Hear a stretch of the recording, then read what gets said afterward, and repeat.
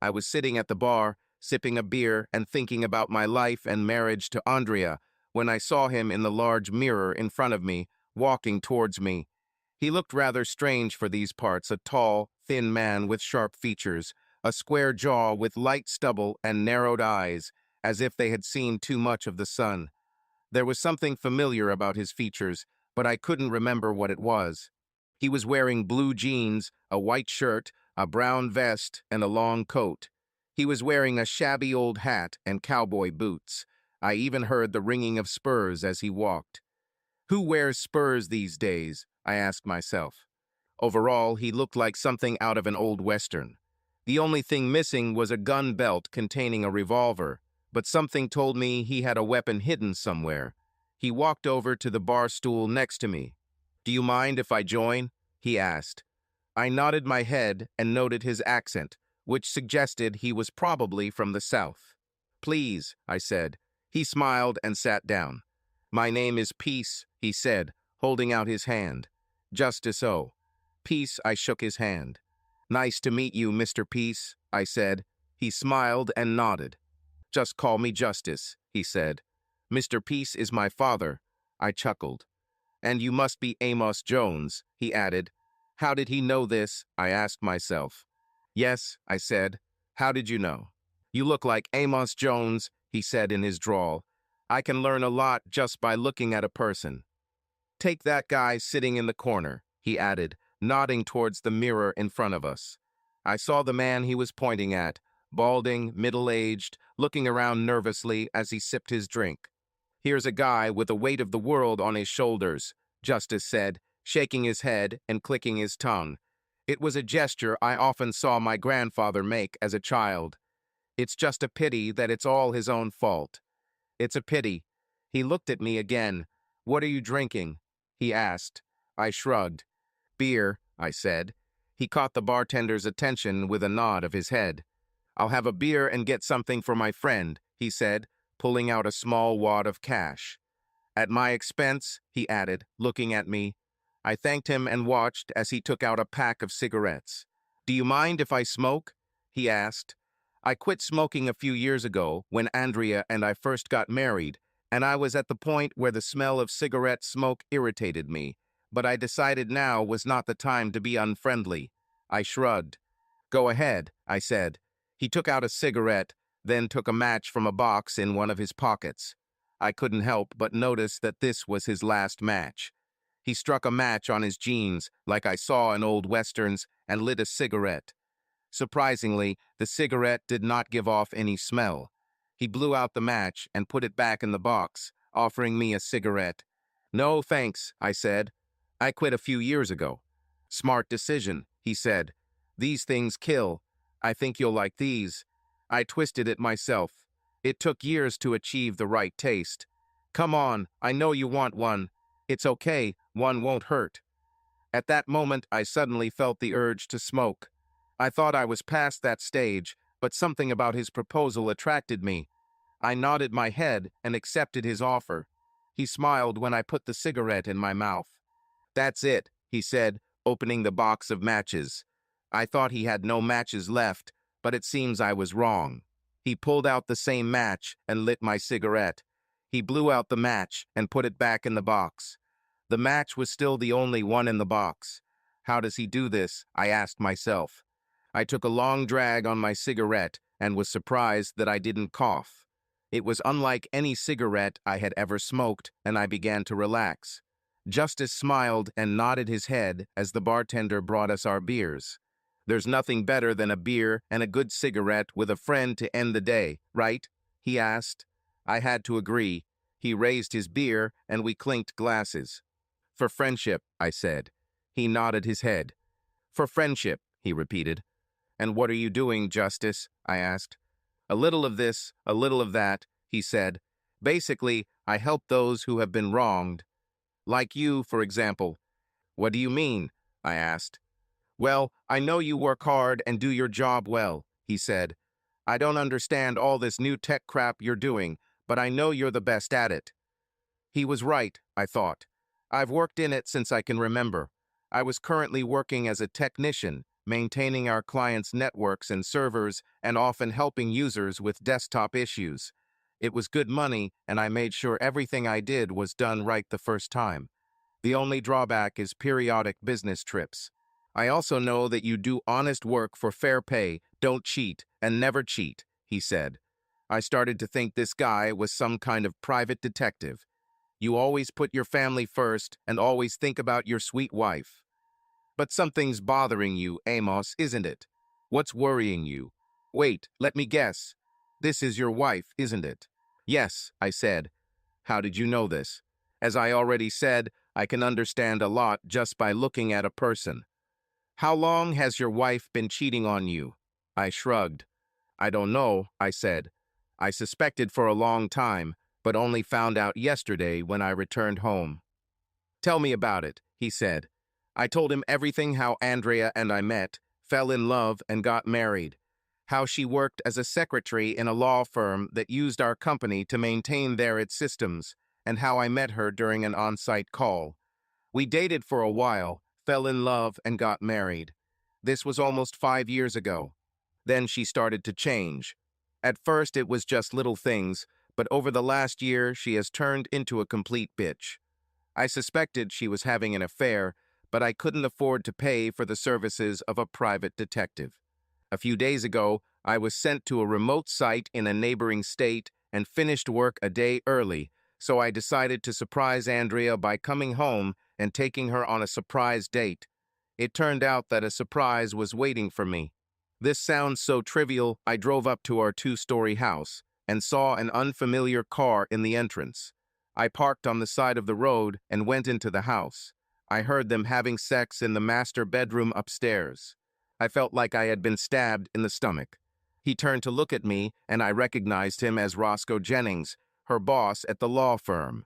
He was a fairly influential lawyer and was highly respected in society. He was also much bigger than me in every way, and I knew that in a fight he would crush me. They laughed as I slowly walked downstairs. I sat on the sofa and could hear them talking, but could not make out what they were saying. A few minutes later, they went downstairs. Roscoe picked up his jacket and headed for the door. He stopped in front of the exit and looked at me. I hope you don't mind that I took the beer, he said, laughing. I didn't answer. Andrea sat down on the sofa and looked at me. What are you doing at home? She asked. You were supposed to return only tomorrow. Wow, I thought. Not a hint of remorse. First of all, I live here. I finished work a day early and decided to surprise you, I said. Looks like a surprise was waiting for me. Why, Andrea? Am I not good enough for you? Don't I treat you with love and respect? Why? She asked, laughing. It's just that sex with him is good. And he is rich and influential and affordable. Not like you, who is always working, leaving to take care of clients. He's also married, I said, and he has children. She shrugged. So what? She asked. Look, now that you know about us, I don't have to hide it anymore. So this is what will happen. I will invite Roscoe here more often. Sometimes he will stay overnight. Sometimes not. Perhaps friends will join him. This won't affect us in any way. You are still my husband, and I expect you to fulfill your responsibilities. When Roscoe comes, you'll watch. Of course, his place in the bed is now his, so you can move into the guest room. I expect you to treat him with respect and do whatever he says. I just looked at her. Is she really saying this? You can't be serious, I said. This is my home. You are my wife. I won't stand for this. She grinned. Yes, I am your wife, she said. And this is my home too, and I can invite anyone. You can accept this or file for divorce, but I promise you won't succeed. Roscoe will take care of this personally. What about his family? I asked. Do you even care about this? Roscoe and his wife have an open relationship, she said. They do whatever they want, with whomever they want. And you want the same for us? I asked, shocked. No, she said. I will do whatever I want, whenever I want, and with whomever I want. I expect you to remain faithful to me. You're crazy, I said. How long does this last? A few months, she said. But that doesn't change anything. He was here almost every night you were gone. I used to try to remove all traces after this, but I won't anymore. What if he gets you pregnant? I asked. So what if I get pregnant? She said. Your name will be on the birth certificate, so you will be responsible.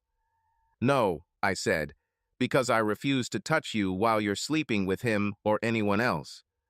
Was there anyone besides Roscoe? There were several, she said. But if that's what you want, then I guess you'll live in a sexless marriage, because I don't intend to stop. This won't end well, I said. You're wrong, she said. Listen, I still love you, just not as much as before. I need to do this. I don't know how long this will last, but when I'm done, I'll be yours again. Just let me do it. I shook my head. You're crazy, I said.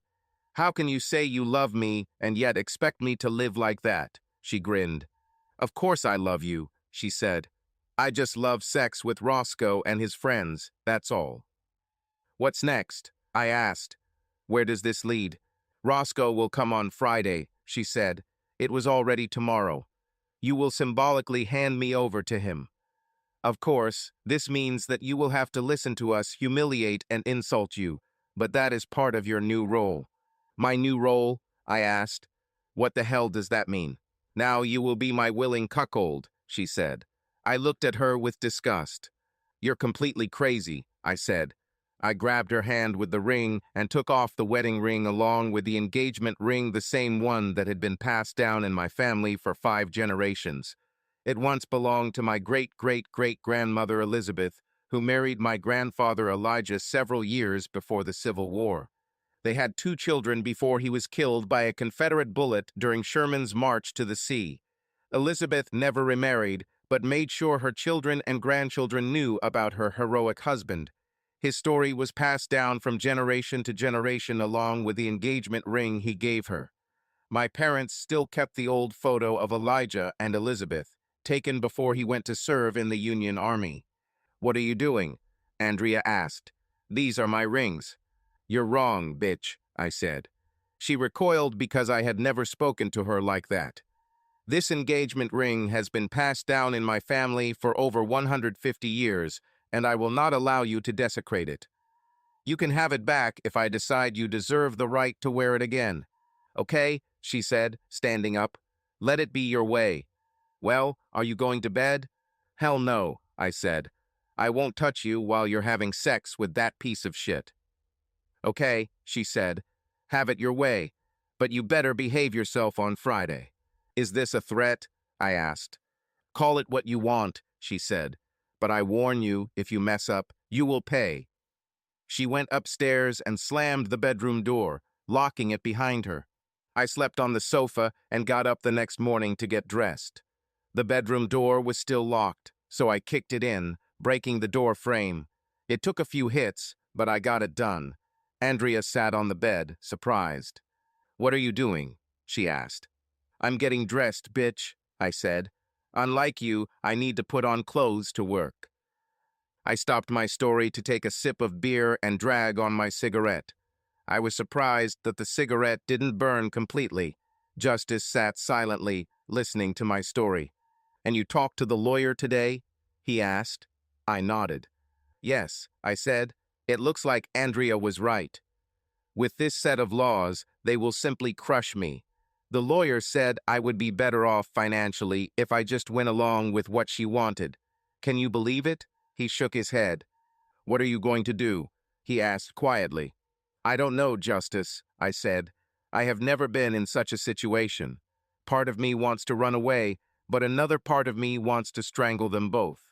An old friend of mine once said that no man who does wrong can stand before a man who is right and keeps moving forward, Justice said. What kind of person are you, Amos?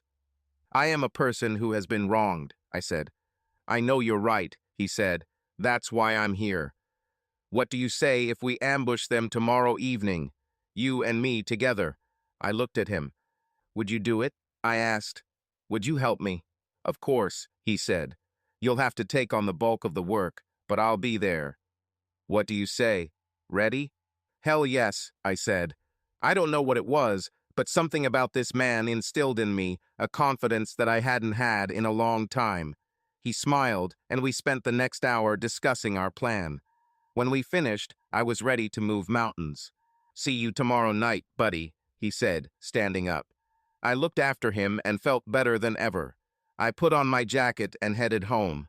When I returned, Andrea was already at home, and she was clearly unhappy. "Where have you been?" she screamed when I entered. "What do you care about?" I asked. "You were drinking," she said, coming closer to me. "Yes, so what?" I asked. "At least I didn't run after women of easy virtue." "I was worried about you," she said. "I thought you were going to do something stupid. I know you met with a lawyer today. So you and your freak lover are following me," I asked. "What if so?" she asked. "And yes, I know you've been at the bar, drinking, talking to yourself for the last couple of hours." "Did you talk to yourself? If they really were following me, they surely must have seen me with Justice. I knew that the bartender saw him after all. He even served him beer and took his money." "I have a lot on my mind," I said. "Today is the last evening when you can have me exclusively," she said. "So are you going to go upstairs and have sex with me or not?" "No," I said. "I already said I won't do this. Until you and Roscoe are done with this. Let it be your way," she said and went upstairs. To hell with it, I thought. To hell with her and whoever she came with. I put my hand into my jacket pocket and found another cigarette and a match there. How did it get there, I asked myself. Screw it, I thought. I grabbed a beer and walked out onto the back porch. I opened the beer, put the cigarette in my mouth, and struck a match on my jeans, just like Justice did. To my surprise, the match immediately caught fire. I took a long drag on my cigarette, enjoying the taste. I started to relax while sitting on the swing I installed last summer. The next thing I noticed was Andrea standing on the porch looking down at me. "When did you start smoking again?" she asked. "Tonight," I said. "So what? Are you saying that you'd rather sit here and smoke than have sex with your wife?" she asked angrily. I looked at her and was immediately disgusted by what I saw. The once beautiful face I knew so well had turned into something disgusting and ugly. This is the result of the cigarette, I thought. "I don't have a wife anymore," I said. "No more. She's dead to me." Shocked by my words, Andrea sat down on the swing and extended her hand towards me, but I pulled away, disgusted by her presence. "Please don't say that, Amos," she said. "I'm still your wife. Please come to bed with me." I shook my head. "My wife would never get involved with that vile freak," I said. "She would have told him to go to hell." "But you didn't do that, did you?" "No, you let him do whatever he wanted, and now you expect me to go along with it." "No, you are not my wife. Just someone who lives in the same house as me. You disgust me. Now leave before I throw up." "Oh God," she said, tears streaming down her cheeks. "You really hate me, don't you?" "Did you just realize that, bitch?" I asked. "What were you thinking when you told me your shit yesterday? What will I celebrate? Maybe I should get up and start dancing. You have one chance for all this to stop now. It's all up to you, bitch. It's either me and our marriage or Roscoe. What will you choose?" This was the plan that Justice and I came up with. He suggested giving her one last chance to end things with Roscoe, primarily for my own peace of mind. If she accepted the chance, Justice said he could take care of the details. I don't know how he would have done it if he couldn't turn back time and erase my memories, but I trusted him. In reality, we both didn't really believe that she would take advantage of this opportunity. For a moment her face softened, and I saw the woman I had once fallen in love with and married. I thought she would take advantage of the opportunity given to her. "What do I need to do?" she asked. "Call Roscoe right now and end things with him," I said. "Then tell him you quit. You are a good secretary. You can find a job anywhere." She took out her phone and called him, putting the call on speakerphone. "Hey, baby," Roscoe said when he answered. "Are we still valid for tomorrow night?" She was silent for several seconds, but when she looked up at me, I saw that the bitch had returned. She grinned, but there was no warmth in her smile. "Yes, we're still going strong," she said mockingly. Okay, Roscoe said. How does your cuckold deal with this? Not really, she said, but he'll come to terms with it. Roscoe laughed. Maybe I better bring a couple of guys to keep him in line, he said. Andrea chuckled. Yes, do it, she said. Okay, see you tomorrow night, he said before hanging up. She looked at me with contempt. Tomorrow it will be hot, she said, and you better behave yourself. I nodded my head. I knew what awaited us, and my conscience was clear. I gave her one last chance, and she missed it. I blew a cloud of smoke into her face. Her reaction reminded me of those old vampire movies where the evil creature is exposed to sunlight. So, she said, putting herself in order, do you want to spend one last night with me? This is your last chance. After tonight, you will never have me again. I shook my head. I already told you I won't touch you while you're sleeping with that bastard, I said. And anyway, if you were on fire, I wouldn't even bother peeing to put it out. She shrugged. Let it be your way, she said, and returned to the house. I slept in the guest room with a chair under the door so she couldn't get in. I woke up early in the morning, got dressed, and left for work without saying a word to her. The day dragged on slowly, but finally came to an end. I knew what was going to happen tonight, and I couldn't say I was looking forward to it. When I got home, I put the case in my home office and grabbed a beer. Andrea was cooking dinner, but I didn't want to eat anything she cooked. You better eat something, she said. You'll need strength for the evening. Roscoe and the guys will be here in an hour. I took a beer from the refrigerator and looked at what she had prepared. I'm not hungry, I said. And anyway, how can I be sure that you didn't poison my dinner? Amos, she said, do you think I would do such a thing? Hell yes, I said. I reached into my jacket pocket and found another cigarette and a match. I'll go out on the porch to smoke, I added before leaving. She followed me. I don't like you smoking again, she said. I lit a cigarette and took a long drag. I don't care what you like or don't like, bitch, I said. I don't like that you're cheating on me, but I don't have any say in it, do I?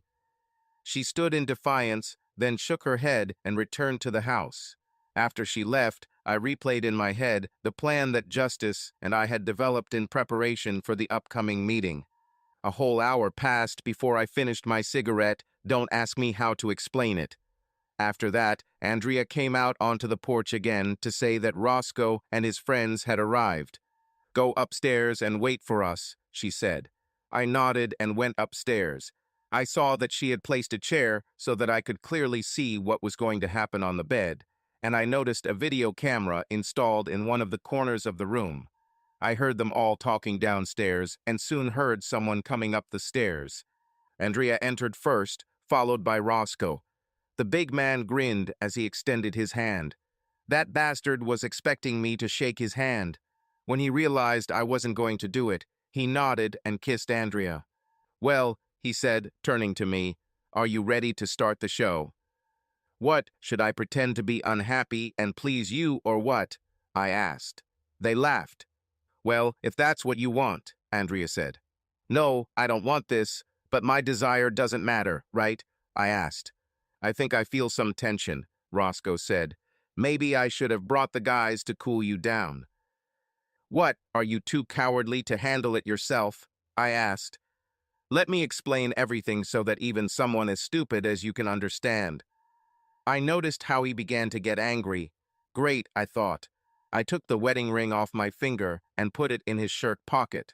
Both he and Andrea looked at me in shock. This was not the reaction they expected. Do you want this rotten bitch? I asked Roscoe. You can take it. Trust me, she is very moody, and if she doesn't get what she wants, she turns into a real bitch. Oh, she will act affectionate for the first few years, but soon she will start cheating on you. Enjoy. I hope you do better than me. Now you came here to have sex with this cheap bitch. Come on, do it. And no, I won't cry or beg you. I'm guessing you're smart enough to handle it yourself. Andrea clearly did not expect such a reaction. She looked at me in amazement. Roscoe's face turned red with rage, and he began to approach me. He stopped when a large dark shadow appeared in the doorway. I looked and saw Justice, his hat almost touching the ceiling. Apart from two fireballs for eyes, he was completely black, and I could only make out his silhouette. "Who the hell are you?" asked Roscoe. "How did you get past my guys?" "My name is Justice," the tall man said loudly, "and I came for you." From somewhere, he took out a lasso and with a slight movement launched it over the two surprised lovers. Suddenly, the room disappeared. The sun was shining brightly in a clear blue sky, and it took me a while to get used to the brightness. When I did this, I realized that Justice and I were standing in the middle of a dusty street. Several buildings lined the road, reminding me of an old Western movie. There was no one on the street except a horse tied to a post near the saloon. I looked around and realized that my khaki pants and dark polo shirt that I had worn when I came home from work were missing. I was dressed almost identically to Justice, with the exception of a thick poncho draped over my shoulders. I also noticed that I had two Civil War revolvers on my hips, holstered on either side. The holsters were tied to the legs. "Where are we?" I asked Justice. "In the middle of the street," he said casually. "I see it," I said. "But where?" He shrugged. "Is this important?" he asked. "I think not," I said. He nodded towards the saloon. "They are there, waiting for you," he said. He looked at me with attention. "Are you ready to do what needs to be done?" I took a deep breath and nodded. "Ready," I said. He nodded. "Great," he said. "I'll be there. Just stay calm and take it one step at a time." I nodded, and we walked towards the saloon. When we arrived, I opened the doors and looked inside. Roscoe and Andrea sat at a round table against the far wall. There was a kerosene lamp on the table, and in front of each of them was a glass of drink. I looked around and saw three of Roscoe's buddies standing against the wall, awaiting his orders. All five were dressed in period clothing, and three of Roscoe's henchmen were armed with pistols. I entered the saloon and stood a few feet from the table. Justice followed him in and stood by the door, watching our movements. Roscoe and Andrea were whispering about something, but fell silent when I entered. Roscoe grinned at me. "Who are you, cuckold? Clint fuck yin Eastud?" he said sarcastically. Andrea giggled as his three henchmen smirked. Roscoe turned to his men. "Why don't you guys take out the trash so the lady and I can have some privacy?" They moved forward, and I saw two of them reach for the weapons in their holsters. I fired.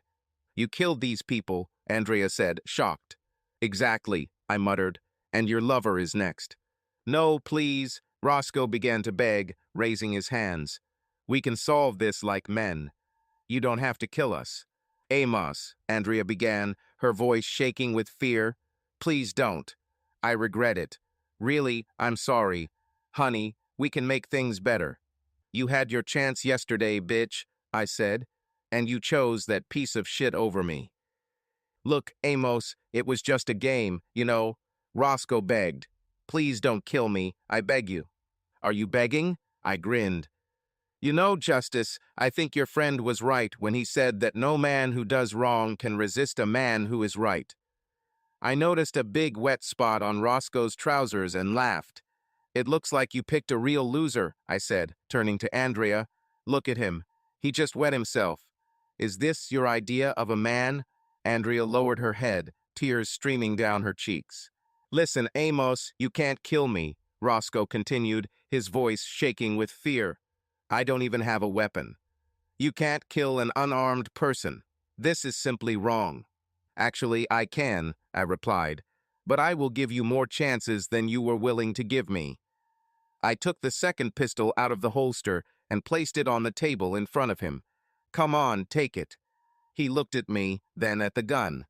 "What?" he asked, standing up halfway. I said, "Pick up a weapon, you son of a bitch," I shouted. Did I really say that, I thought? This line from the old movie somehow seemed right. Roscoe looked at the gun, then slowly raised it. I've never killed a person before, but I just killed four and saw Andrea burn.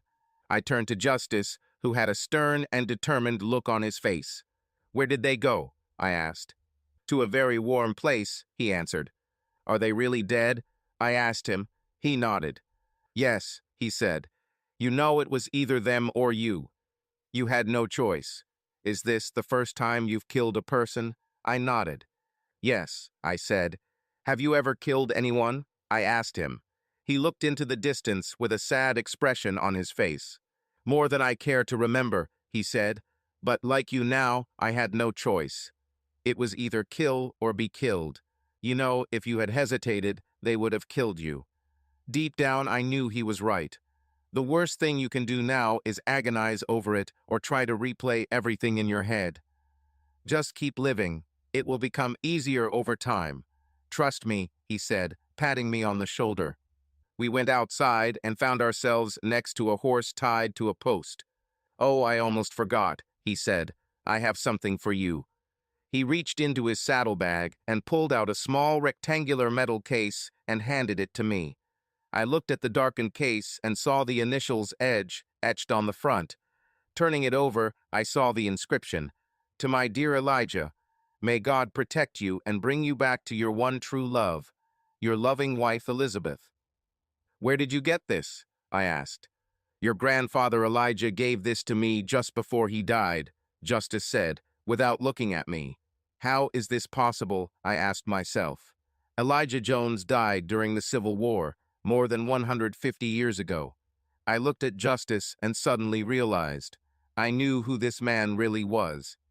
He would be very proud if you kept this for him, Justice said, wiping a tear from his eye. I'll keep this, grandfather, I said without thinking. Thank you for entrusting this to me. Justice turned to me with a small smile on his face. Did this happen to you and grandmother Elizabeth? I asked. He nodded. Yes, he said, a long time ago, in a small town much like this one. Some cattle thieves thought they could steal my father's cattle and take my wife. I had to teach them the same lesson that you taught these guys a little earlier. This was the first time I killed a person. It took a lot of time to get over this. But Lizzie survived. We returned east, and I soon joined the army. You know the rest. And what happened then? I asked. How did you become Justice? It's a long story, mate, he said. I'll tell you about it one day, I promise. Will I see you again? I asked. He nodded. You can rest assured, son, he said. After you deal with these guys, I have no choice but to make you my deputy. Besides, you owe me a beer, he added with a smile. Yes, sir, I said, smiling. He extended his hand and I shook it. While we shook hands, he put his other arm around me. I love you, son, he whispered, and I'm damn proud of you. I love you too, Grandpa, I said, my eyes moistening. He took a step back and climbed onto his horse. Say hello to Grandma Elizabeth for me, I told him. He looked at me and smiled. You already handed it over, he said, and she asked me to say hello to you in return. He smiled, winked, then touched the brim of his hat. See you, son, he said, provoking the horse to move forward. I watched him drive down the dusty road and disappear from sight.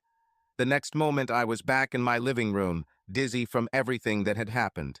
I looked down at myself and saw that I was wearing my work clothes again instead of the vintage outfit I was wearing a few minutes ago. I felt something in my pocket and pulled it out. It was the same cigarette case that Justice, or rather my grandfather Elijah, had just given me. I opened the case and saw that one side was filled with his rolling papers, and on the other side was a photograph. I looked at the photo and saw Elijah and Elizabeth. When I carefully studied the photo, I clearly saw the similarities between Elijah and Justice. There was no doubt about who Justice really was. I turned the photo over and saw a short inscription on the back, Amasu, with love, Grandfather Elijah and Grandmother Elizabeth.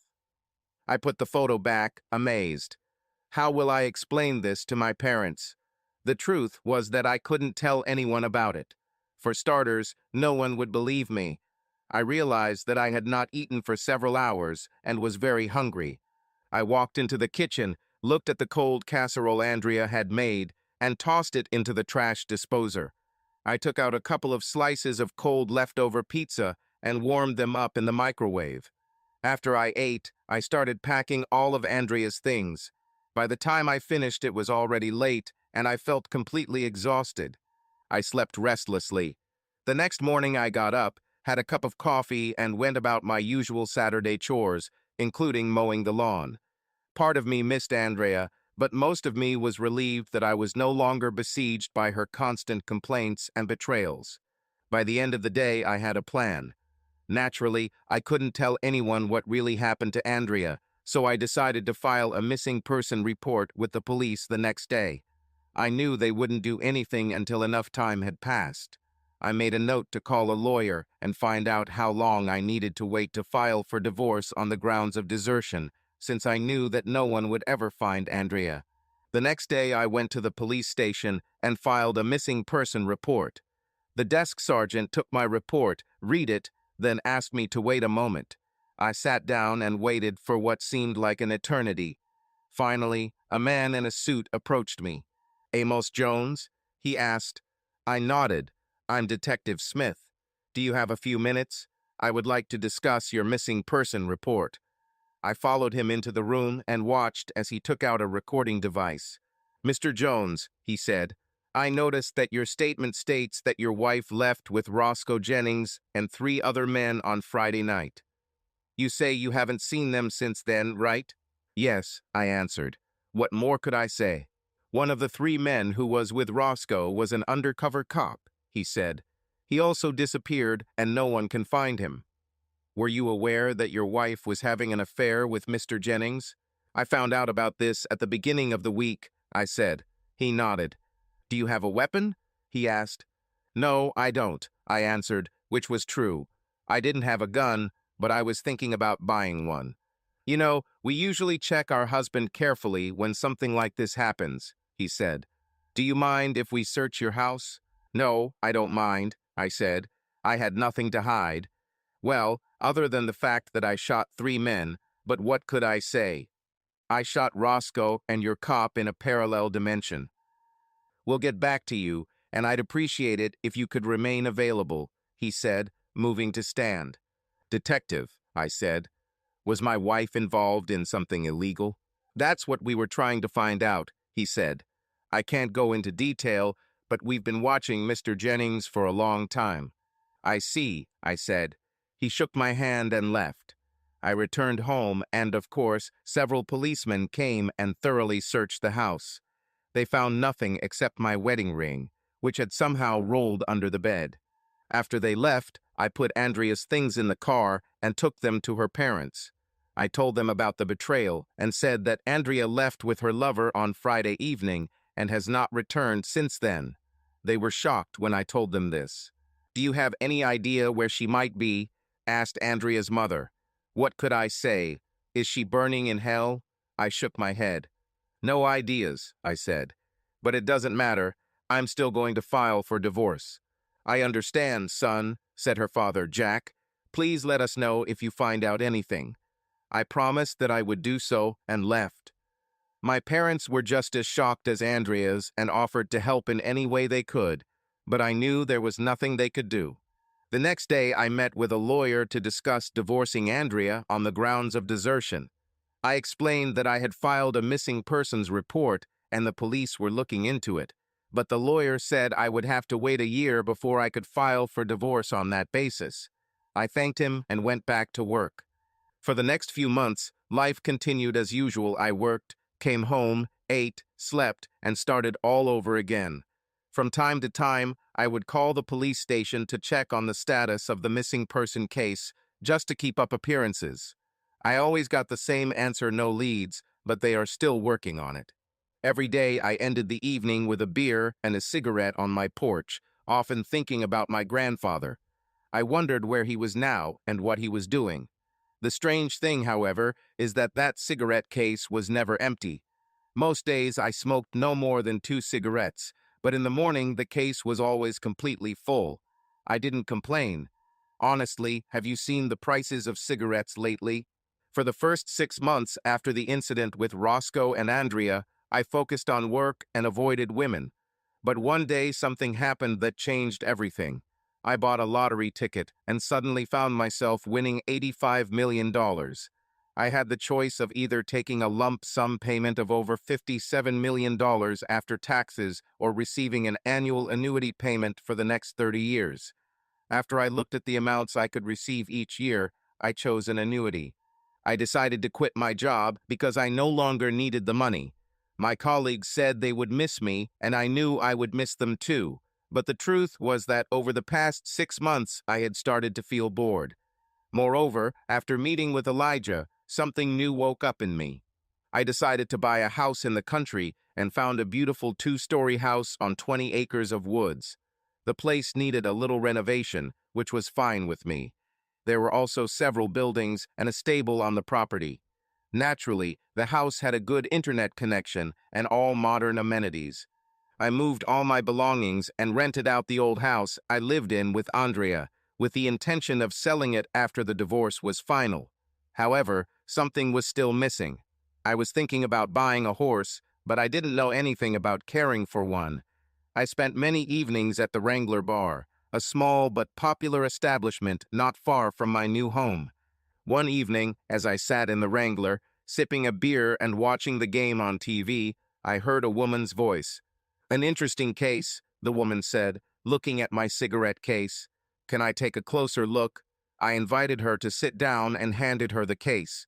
She examined it carefully, reading the inscription on the back. While she was looking at the case, I was looking at her. Slender, well-built, with long blonde hair framing a face that could be described as girl next door cute. Her breasts were the perfect size, not too big and not too small. "It looks like the beginning of the Civil War," she said. "Where did you get it?" "A family heirloom," I replied. "Belonged to my great-grandfather Elijah." I opened the case and showed her the photo inside.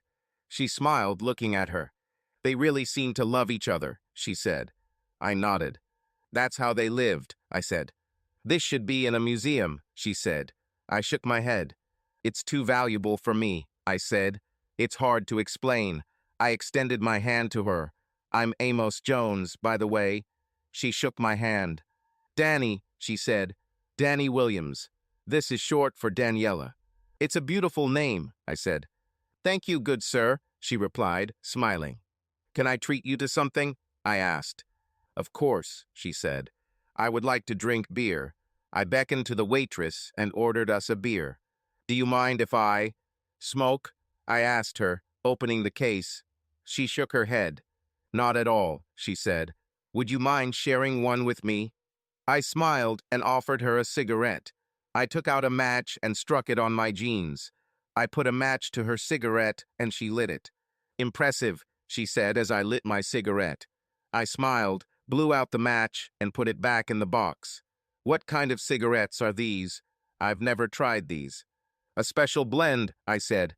"Handmade. Do you like it?" "Absolutely," she said. I smiled. "You know, there's nothing better than a beer and a good cigarette with a friend to end the day," I said. Raising her beer, she smiled. I joined her in a little toast, and we spent the evening getting to know each other. It turned out that Danny was a lawyer for a large firm in town and often spent her weekends at her parents' ranch, caring for their horses. "I'm thinking about buying a horse," I said. "That's right," she said. "You recently bought Ackerman's house. Do you know anything about horses?" I shook my head. "Nothing at all," I replied. "But I'm learning quickly." She laughed. "Well, you know, horses require a lot of care," she said. "On average, you'll probably need to devote about 4 hours a day to them. But if you're serious, I have a horse that I've been wanting to sell for a long time, and I'd be happy to help you learn." "That sounds great," I said. "So, is there Mr. Danny somewhere?" She shook her head. "Not anymore," she said. She told me about her divorce from her ex-husband, who turned out to be a drunkard, cheater, and abuser. I listened to her story and saw that it affected her greatly. "How are you?" she asked. "Almost the same story," I said. "I caught her cheating. She wanted me to be her cuckold, but I didn't tolerate it. Now she is left with her lover. I haven't seen her for over 6 months. In a few months, I will file for divorce due to leaving my family." "I'm sorry to hear that," she said. We spent the rest of the evening talking, drinking beer and dancing. She felt so good in my arms, and I was more content than I had been in months. Finally, the bar closed, and we had to leave. "Why don't you come over tomorrow morning, and I'll introduce you to Ringo?" she suggested. Ringo? I asked again. With a horse, silly, she said. Agreed, I said. She gave me directions to her parents' house and her phone number. See you tomorrow morning, I said before she left. The next day, she introduced me to her parents, Bill and Kathy Williams.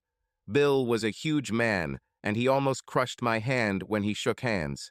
So you're the guy who bought the Ackermans' old place, right? He asked. I nodded. These Ackermans are good people, he added. Well, I need to fence. Nice to meet you, Amos. Nice to meet you, sir, I said. Danny led me out to a fenced field and introduced me to Ringo, a very large tan horse. I didn't know what breed it was, but I was impressed by its size. Danny said he is a very affectionate animal and loves a lot of attention. She showed me how to put on the saddle and bridle and then taught me how to ride a horse. I felt on top of the world sitting on this creature. I followed Danny's instructions and was amazed at how well Ringo responded to my commands. We rode around the ranch for a couple of hours before Danny took us back to the pen where she showed me how to care for him, feed him, and water him. What do you think? Danny asked as we left the pen. Very impressed, I said. How much do you want for it? Let's talk about money in a few weeks, she said. I would prefer that you spend time here first, learning how to care for him and ride him. I just want to make sure he goes to a good home. Can you do this? Of course, I said. Great, she said. I'll tell my father about this so he doesn't shoot you for stealing cattle, she added, laughing. I walked her to the door, and before entering, she turned to me. I had a great time with you this weekend, she said. I have to leave tonight to go back to town, but I'll be back Friday night. Would you like to go with me on Friday? I asked. She smiled and kissed me on the cheek. With pleasure, she said. Now be nice to Ringo. He's still my baby, you know. I promise, I said. Thus began the next chapter in my life. I came every morning to look after Ringo. Bill and the ranch hands showed me a few more tricks, and over time we all became good friends. I enjoyed my time there and began to feel a connection with the animal. I also noticed that I was thinking less and less about Andrea. Danny came home every Friday, and we dated for several weeks. One Friday, she came to me with a suitcase in her hand. Are you okay with an overnight guest? She asked. Please come in, I said. We went to dinner and ended up in my bed. It had been a long time since I had been with a woman, and Danny said it had been a long time for her too. After that, we lay in each other's arms. She stood up on her elbow and looked into my eyes. Just so you know, she said, I am extremely monogamous and absolutely hate cheaters. Can you handle this?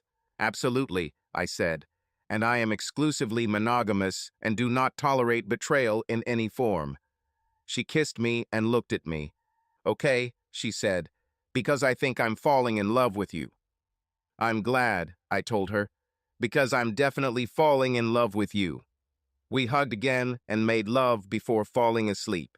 Daddy says he's very impressed with the way you're taking care of Ringo, she told me the next day as we drove to her parents' ranch. I like it, I said. He's a beautiful animal. Do you still want to buy it? She asked. Absolutely, I said. She told me the amount she wanted, and I almost choked. Of course, I could afford it, but I didn't know that horses were so expensive. I knew I would have to spend over $3,000 a year to maintain it, but that wasn't a problem. Agreed, I said. Can I leave him here for a couple of weeks while I get the paddock ready? No problem, she said as we pulled up to the ranch. A couple of weeks later, the pen was ready and Bill brought Ringo. He looked at what I had done to the pen and was impressed with the new shelter I had built for the animal. Damn, son, he said. This horse is going to be spoiled. Did you put a TV here too? He asked, laughing. Thought about it, I said, laughing with him. After we got Ringo settled in place, Bill looked at me seriously.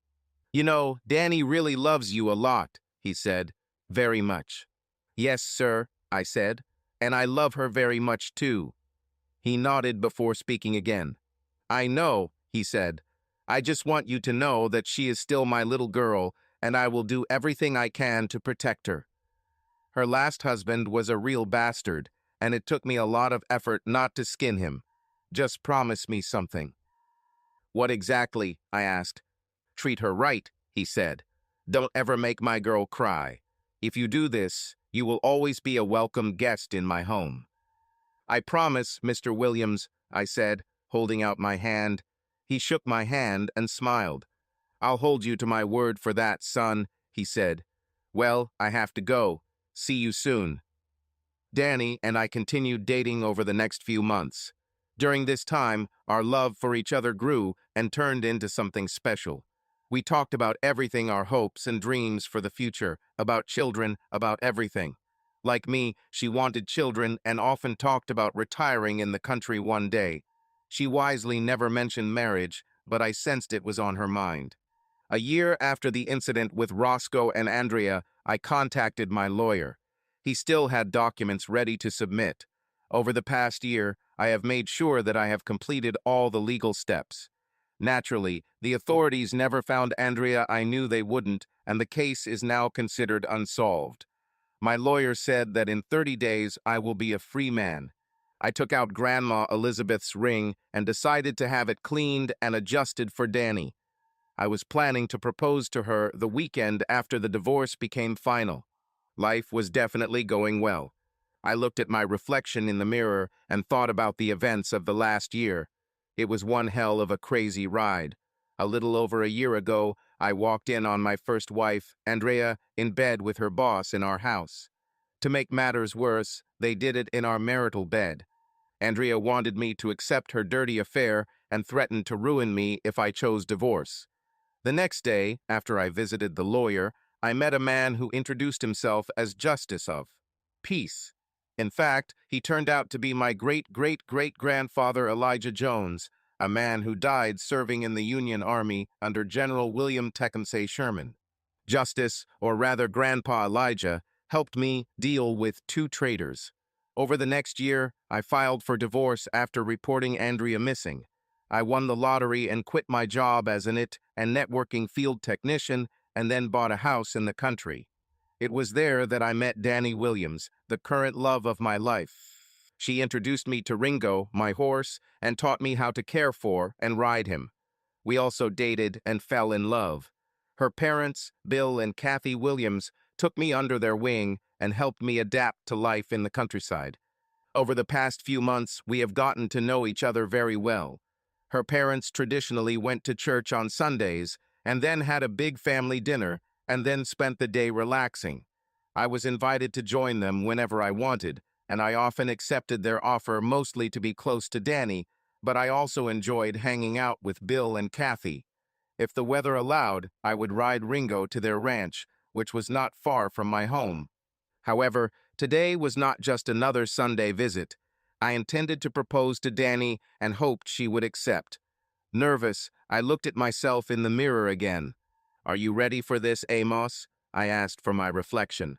By the way, my name is Amos Jones. The reflection did not answer, but I answered myself. Come on, go ahead. I grabbed my hat and jacket, making sure I had the ring in my pocket, then walked out of the house and towards the paddock, where Ringo was waiting for me at the gate. I had already saddled him for the ride, and he seemed to know where we were going. He shook his head as I petted him. He was such a gentle creature, and it was hard to believe that such a gentle creature could have such power. I climbed onto the saddle and made myself comfortable. I loved riding it. I felt on top of the world when I was in the saddle. Having spurred with his boots, we hit the road. I got to their location in time and placed Ringo in their pen.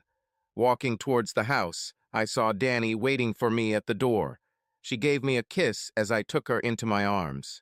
Long time no see, cowboy, she said, breaking the kiss. Yes, has it been 10 hours? I asked, smiling. She smiled back and playfully hit my arm. Come in, she said. Mom has already laid everything on the table, and I'm dying of hunger. Well, then let's not keep her waiting, I said. We entered the house holding hands. Her father, a giant of men, stood up and shook my hand. You're getting better and better with this horse, he said, smiling. You'll make a cowboy, I'm sure. I had a good teacher, I said, looking at Danny. He laughed and motioned for us to go into the dining room, where there was a large table laden with food. "This smells amazing, Katie," I said. "Thank you. I hope you like it," she said. I thought, what's not to like here? Steaks, mashed potatoes, brown gravy, green beans, and homemade bread. I was already drooling. "Well, let's sit down at the table," said Bill. I have a couple things I'd like to discuss, if that's okay," I said. Everyone looked at me, probably wondering what I was going to say. "Keep going, son," Bill said.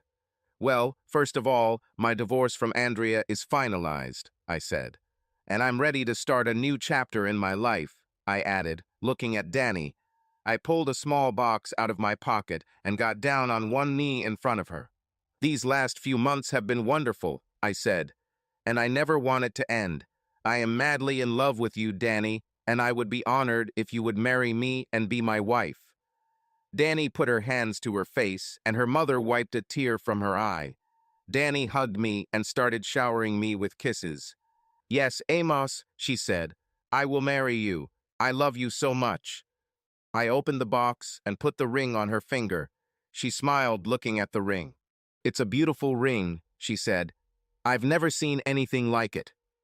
This is my great-great-great-great-grandfather Elijah's ring that he gave to his fiancée many years ago," I said. "It's a family heirloom." "It's beautiful," Katie said, "and in such good condition. Danny, you have to take care of him." "I will, Mom," she said. "It will never leave my hand." Bill looked touched and extended his hand. "Welcome to the family, son," he said. "Thank you, Dad," I said. This brought a smile to his face. "Well, looks like we have a lot to celebrate today," he added as he sat down. After the main course, Katie brought out homemade apple pie and served a large slice to everyone. Then Danny and I rode out on horseback and ended up at a large pond at the back of their property. After securing our horses, Danny and I celebrated our love outdoors. We lay there on the blanket, looking at the sky after hours of love. Danny raised her hand and admired her ring. "It's a really gorgeous ring," she said. "Is this the same ring you gave Andrea?" "Yes," I said. "If you want, I can buy you another one." "Don't even think about it," she said. "I love this ring. Do you think your grandmother Elizabeth would approve of me wearing it?" "I'm sure of it," I said. "One day I will show you her diaries. She wrote a lot about her husband. She really admired him and wanted his family to never forget him." "Thank you," she said quietly. "For what?" I asked. "For making this day so special for me," she said, "and for proposing in front of my parents. It meant a lot to them."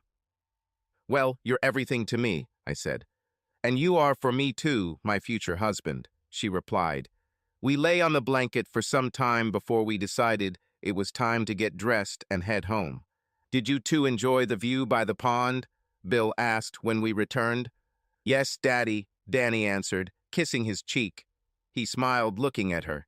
"I'm glad," he said.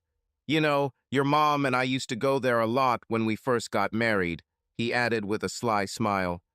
"We still go sometimes, if you know what I mean." "Too much information, Dad," Danny said. "That's too much information," she added with a smile. Bill laughed. He turned to me after Danny went to her mother's kitchen. "You did great, son," he said. "Katie and I are proud to have you in our family now." "Thank you, Dad," I said. "Do you mind if I call you Dad?" "You just have to," he said with a big smile. "And it would mean a lot if you called Katie Mom," he added. "I will," I said. "It's late and I need to put Ringo to bed for the night, so if you don't mind, I'll go." Bill nodded, indicating that he understood. "Sounds good, son," he said. "I'm sure I'll see you soon." We shook hands and I went into the kitchen to say goodbye. Katie hugged me tightly. I hugged her back. "Thanks for lunch, Mom," I said. "He was amazing." She hugged me again. Tears appeared in her eyes. "Thank you for everything, Amos," she said. I turned to Danny. "Listen, I need to run some errands in town tomorrow afternoon," I said. "Would you like to go out for dinner and drinks in the evening at, say, 6 o'clock?" Danny worked as a lawyer and spent weeks at her apartment in the city as it was closer to her work. "Of course," she said. "Just text me the details and I'll meet you there." "Definitely," I said. "I love you," I added, kissing her. She kissed back. "I love you more," she said. "Come on, you two," Katie said, slapping Danny's arm with a dish towel. "I have a lot of work to do, so get out of here." We all said our goodbyes, and I went to put Ringo home. At that moment, I felt on top of the world. I had a good horse, and a good woman life couldn't be better, I thought. The next day, I got up early as usual, took care of Ringo, and went into town. I had a few things I wanted to get done, and I also wanted to move into the old house I once shared with Andrea. The house was still in my name, and I was renting it to George and Linda Simmons, a young couple who were planning to start a family. They were good people, took good care of the house, and always paid their rent on time. George even expressed interest in buying a house, and I really wanted to help them. I was thinking about paying off the mortgage and giving them the house, but wasn't sure what the consequences of doing so would be. Will I lose taxes on this? Will this affect property values? I just didn't know. I made a mental note to consult with my financial advisor to find out what plan would be best. When I finished my visit, I looked at my watch and noticed it was already 4:30 p.m., so I texted Danny that I would meet her at the Hitching Post bar. It was the same bar and grill where I met Justice a little over a year ago. She texted me back, "See you there. Love you." "Love you more," I wrote back. A few seconds later, I saw a message from her full of hearts and kisses. God, how I love this woman, I thought. "Hey, cowboy," she said as she approached my desk. I stood up, kissed her, then pushed back my chair. We ordered a burger and beer and discussed the events of the day. Danny had just finished a big project she'd been working on for months and was enjoying the thought of finally having some free time. When our plates were cleared, I saw him Justice, or, to be more precise, my grandfather Elijah. He saw me and headed towards our table. I stood up as he approached and shook his hand. I almost called him grandfather, but stopped myself just in time. "Danny," I said, "this is my good friend, Justice O. Peace. He helped me get through my problems with Andrea. Justice, this is my fiancé, Danny Williams." "Nice to meet you, Mr. Peace," she said with a smile. "Please call me Justice," he said. "Mr. Peace was my father." He looked at her ring. "You have a beautiful ring, young lady." "Thank you," she said. "Amos said it belonged to his great-great-great-great-grandmother Elizabeth." For a moment, I thought I saw a tear in his eye. He wiped his eyes and smiled. "Will you have a beer?" I asked him. "After all, I owe you one thing." "Yes, you should," he said, "and I'll be happy to have a beer." When the waitress brought our beers, I offered him and Danny a cigarette. They both accepted it gratefully. Pulling one out for myself, I struck a match and lit their cigarettes before lighting mine. "Glad to see you finally have some decent clothes," he said with a smile. "The hat is good too. I remember when that old thing looked this good." We chatted for a bit, but I was curious as to what brought him back. "So what brings you to these parts?" I asked. "Well," he began, "I have a situation and I need your help. In fact, I would really appreciate it if you both would help." "About?" asked Danny. "What's happening?" "The guy found himself in a situation similar to what Amos found himself in with his first wife," he said. "Only this guy's situation is much worse. He tried to cope with it himself, but in the end, he took on more than he could handle." "About?" I asked. "Yes," he said. "He went to a camp in Idaho for 3 months to get better. He came back and everything went to pieces, pardon the expression." "Where is he now?" asked Danny. "He's being held against his will in some secret underground prison facility in the Acme building by the river," he said. Danny and I looked at him in shock. "Held against his will?" asked Danny. "It's illegal." "Yes, ma'am, it is," he said, "and he feels very bad. They keep him on bread and water and treat him really badly." "How did you know about this?" asked Danny. "I visited him a little earlier," he said. "How did you do it?" she asked. I fooled the guards, he said. Used my old ranger badge. Were you in the Texas Rangers? Asked Danny. Justice nodded. Yes, ma'am, he said. A long time ago. Served under a different name. Who was your captain? She asked. I realized she was trying to relate to his story, so I didn't say anything.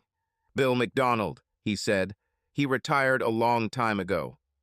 I understand, Danny said. So you were in Company A? No, ma'am, he said. Company B, Front Battalion. Danny nodded slightly. And how did you know about this man? She asked. He asked for help, Justice said. I was assigned this case. Who are you working for now? She asked. FBI. For the highest authority, ma'am, he said. You said he was in a camp in northern Idaho, Danny continued. What kind of camp is this? Camp Rollins, ma'am, he said. His name is Michael Bradley. Bradley, she repeated. I know this name. I heard something from the Rollins camp a couple months ago about him. Very unusual charges. I tried to contact him, but I never succeeded. I even called my contact at camp to get my contact information. Strange, but no one ever reported him missing. I'm not surprised, he said. What about his wife? She asked. He was told his wife was dead, killed in a plane crash, Justice said. But you don't believe it, do you? She asked. Not for a minute, Meme, he said. Where do you think she is now? Asked Danny. Somewhere in Albania, he said. She is being sold into slavery and given a lethal mixture of contaminated illegal substances. She is on borrowed time, and there is no one on earth who can help her. She is now finding peace with God and hopes to see her husband before she leaves. And who sells it? Danny continued. A lying, sneaky piece of dog shit, excuse me, named Doug Carson, he said. The same one who framed and imprisoned Mike. Doug Carson? You mean the CEO of Acme Enterprises? One of the richest and most powerful people on the planet? Danny asked in shock. The same one, Justice said. And how did you know all this? She asked. I told you that I work for the highest authorities, he said. I just know. Don't ask me how. Look, ma'am, I understand that you want everything on paper, but I have two people who won't last much longer if nothing is done. And even after I get Mike out of there, Carson will just find himself a new victim. I can get Mike out one way or another. I would prefer to do it legally and would like to see Acme torn down. Everything is according to the law. Danny looked at Justice, and I could see her head working. Okay, she said. Let me go back and do some preliminary work. We can meet here at the same time tomorrow if that suits you. Justice nodded. I think they'll be fine until then, he said. But they don't have much time. Okay, Justice, she said. I'll get to it right away, I promise. I'll have the answers when we meet tomorrow. I'm grateful for that, ma'am, he said. She looked at us, then stood up. I'll call you tomorrow, okay, honey? She said, looking at me. Sounds good, honey, I said. Love you. Love you more, she said, kissing me softly on the lips. She extended her hand to Justice. We'll talk tomorrow, I promise. Thank you, he said, shaking her hand. Sorry if I seem harsh. I know you are a great lawyer and just doing your job. The fact is that there are two souls at stake, and there is very little time. I understand, she said before walking away. We watched her leave the bar. That's a damn good woman, son, he said, looking at me. Reminds me of your Grandma Lizzie at her age. I smiled. I consider this the highest praise, grandfather, I said. So I understand she doesn't know the whole story, he said. I shook my head. No, I said. You'll have to tell her someday, you know, he said. I nodded. I know, I said. I just don't know how to do this without sounding completely crazy. He laughed. You will find a way, he said. By the way, speaking of your grandmother Elizabeth, she said that Danny is a keeper, and you better treat her right. Trust me, boy, she doesn't mind slapping you upside the head. You look like you'd like it, I said. He laughed, then took a sip of his beer. Perhaps, he said.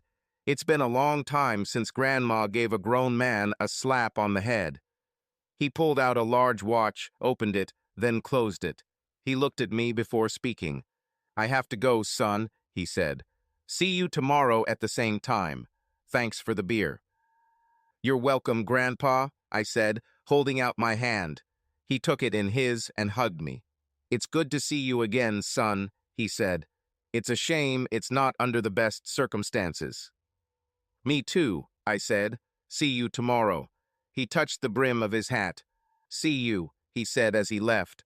I paid the bill, then got in my truck and drove home, thinking about what Elijah had told me. He was right. I'll have to explain everything to Danny someday. But how? The next day I got up early as usual, grabbed a cup of coffee, and went to look after Ringo. I sensed that he was a little nervous, so I saddled him up and took him for a short walk. It seemed to me that he wanted to run, but I was afraid that he might accidentally step into the hole and fall. I returned to the dirt road and let him go. Talk about a walk with the breeze. He galloped for quite a long time, and I held on for dear life. I brought Ringo back, took care of his needs, and went into the house to take a shower. After I cleaned myself up, I went downstairs and grabbed a sandwich. Then my phone rang. I saw it was Danny's number and answered. "Hi, sweetie," I said. "How are you?" "Okay," she said. "A little tired, but everything is fine. Listen, can you come to my apartment around 3? I need to talk to you before we meet with Justice tonight." "Of course," I said. "Everything is fine." "Yes," she said. "I just need to think about something, that's all." "Okay," I said. "See you at 3. I knocked on her door at exactly 3, and she let me in with a kiss. I realized she had just gotten out of the shower, as her hair was still a little damp. "Come in," she said. "I just got out of the shower. Sit down and I'll get us some coffee." I sat down and she went to the kitchen. Her laptop was open on the table and there were papers on the table. She returned with 2 cups and placed them on the table before sitting down. "Are you okay?" I asked. It bothered me that she looked tired. "I'm just tired," she said. "Since I saw you last night, I've slept maybe 3 hours. I started doing preliminary research last night. As you know, I like to know something about the people I work with. I did a search in the LexisNexis database for your friend, but didn't find anything. No birth certificate, no social security number, no tax records, nothing. Not even a driver's license." She took a sip of coffee and looked at me. "He also said he served in the Texas Rangers under Bill McDonald," she said. "He correctly identified the company and battalion, but there is no possibility that he served under McDonald." She turned the laptop towards me and opened the browser page. It was a page about William Jesse Bill McDonald. "Bill McDonald died in 1918 of pneumonia," she said. "This was over 100 years ago. There is no way that Justice could serve under him, unless it's much more than 100 years old." She looked at me before continuing. "There's one more thing," she said. "I had lunch with Judge Stone today." "That same judge executioner? Hasn't he been on the bench for what seems like forever?" I asked. "Yes," Danny said. "He and my father have known each other for a long time. He was the one who inspired me to go to law school, actually." I told him a little about what was going on. When I mentioned Justice, his face went white. I thought he was going to have a stroke. "Is it true?" I asked. "Did you mention Justice by name?" "Yes," Danny said. "So who is he? In fact." I took a sip of coffee and weighed my options. I knew that I would have to confess eventually, but I wasn't sure how to do it. Danny helped me understand this. "Listen, Amos," she said. "I love you with all my heart and plan to spend the rest of my life with you. But we shouldn't have secrets between us. I need you to be honest with me. I need to know the truth, the whole truth." I looked at her for a few moments before answering. "What do they say? The truth will set you free." This moment could end my relationship with Danny, and I knew it. "The truth is stranger than you can imagine," I said. "I can handle it," she said. "The good, the bad, the ugly, the weird, you name it. I've heard it all before." "You haven't heard this yet," I said. "Well, try me," she replied. I nodded. Promise you won't send me to a mental hospital? I asked. She smiled. Is it really that strange? She asked. You have no idea, I said. Well, just tell me and I'll judge, she said. Okay, I said. Let's begin. But remember, I warned you.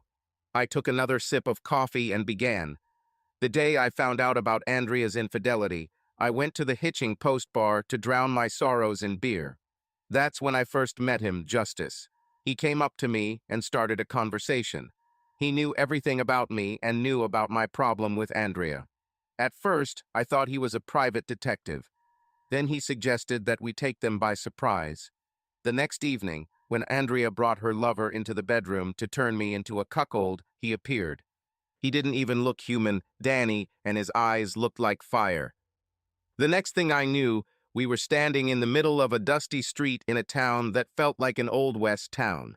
I entered the saloon and saw them Andrea, her lover, and his 3 thugs. The thugs came at me, and I pulled out my gun and shot them, I said. Did you shoot them? Danny asked in shock. To death? I nodded. Yes, I said. I'm not proud of it, but they pulled their guns and would have shot me if I hadn't done it.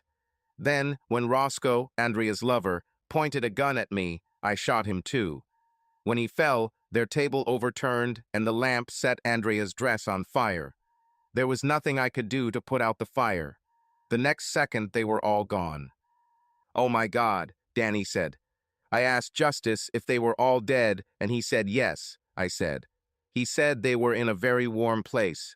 We went outside, and he gave me this, I added, showing my cigarette case. At that moment, I realized who he really was. Who is he? Asked Danny.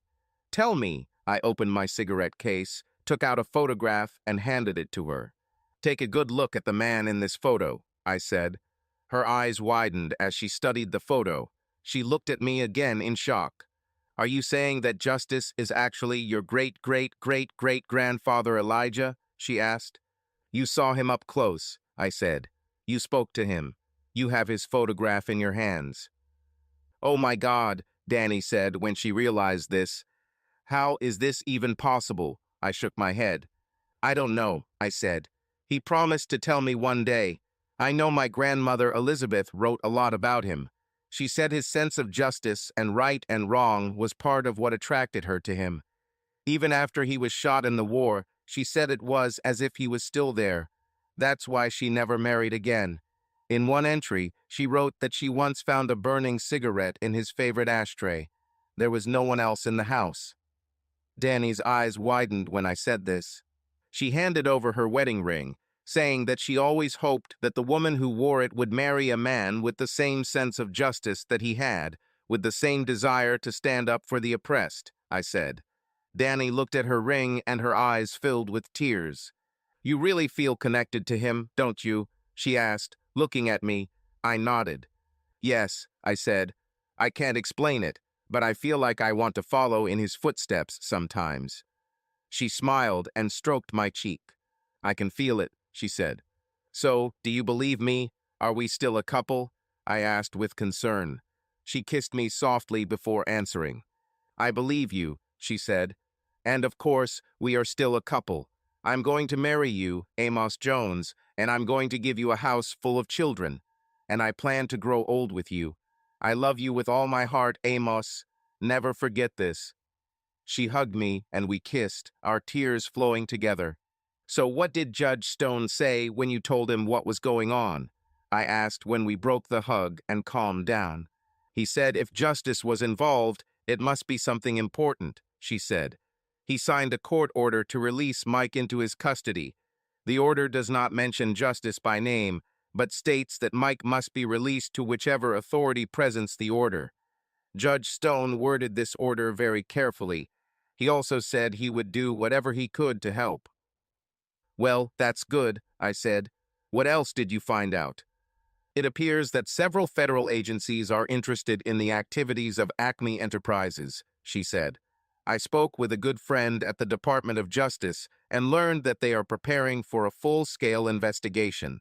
We are talking about trafficking in people, illegal substances, illegal sales of weapons, connections with terrorists, and so on. They want evidence that they believe only exists in the cloud. The problem is that they were unable to access anything that could be used in court. Apparently, this data is hidden so deeply that no one can get to it. They believe there is a computer somewhere in Albania that can unlock this evidence. Albania, I asked. Isn't that where Elijah said Mike's wife is there? You noticed it too, she said. Do you think they can be in the same place? Who knows, I said.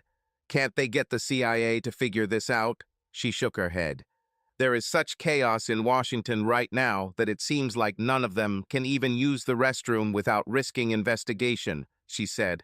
Everyone is too busy trying to cover their asses. It looks like your friend took a risk by telling you all this, I said. Yes, Danny said. A lot of people are frustrated and are jumping at any opportunity. What did you find out about Mike? I asked. I reviewed the report I received from Rollins, she said, and I studied the employment contract he gave them. According to the report, Mike was offered the job with a letter saying he had something interesting for them. The problem is that what they really wanted was his wife. She basically became a corporate mistress, used and abused in ways you can't even imagine. So this was all planned, I said. Yes, she said. His employment contract was for life, and he was promised the same remuneration no matter what he did. But there are many problems with the contract that make it invalid. To summarize, he was hired and contracted under false pretenses to cover up the company's illegal activities. Add to this the fact that he was illegally imprisoned, tortured, beaten, and had his life and marriage destroyed. There's a lot more, but that's the main thing. It would take me years to file all the possible tort claims, and that doesn't even include the criminal cases involved in all of this. It could take decades for this to come to trial, if it ever comes to trial at all. I take it you have a plan, I asked. Yes, she said. I've already sketched something out, but I want to discuss it with you and Elijah first. Okay, I said, looking at my watch. I didn't notice how quickly the time passed, but I saw that we had just enough time left for Danny to get dressed before we had to leave. You need to get dressed, honey. It's time to go. She kissed me again and went to the bedroom to change clothes. We arrived at the hitching post 10 minutes before we were due to show up. Elijah and we were shown to a table in a quiet corner of the bar. We had just settled in when he came in. We stood up as he was shown to the table and ordered beers. It's good to see you again, Grandpa Elijah, Danny said, shaking his hand. He looked at me puzzled for a moment before speaking.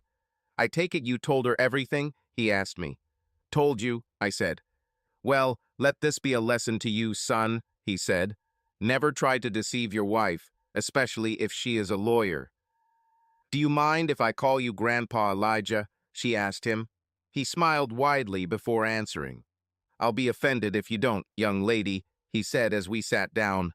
By the way, he said, looking at Danny, you once wondered if Lizzie would approve of you wearing her ring.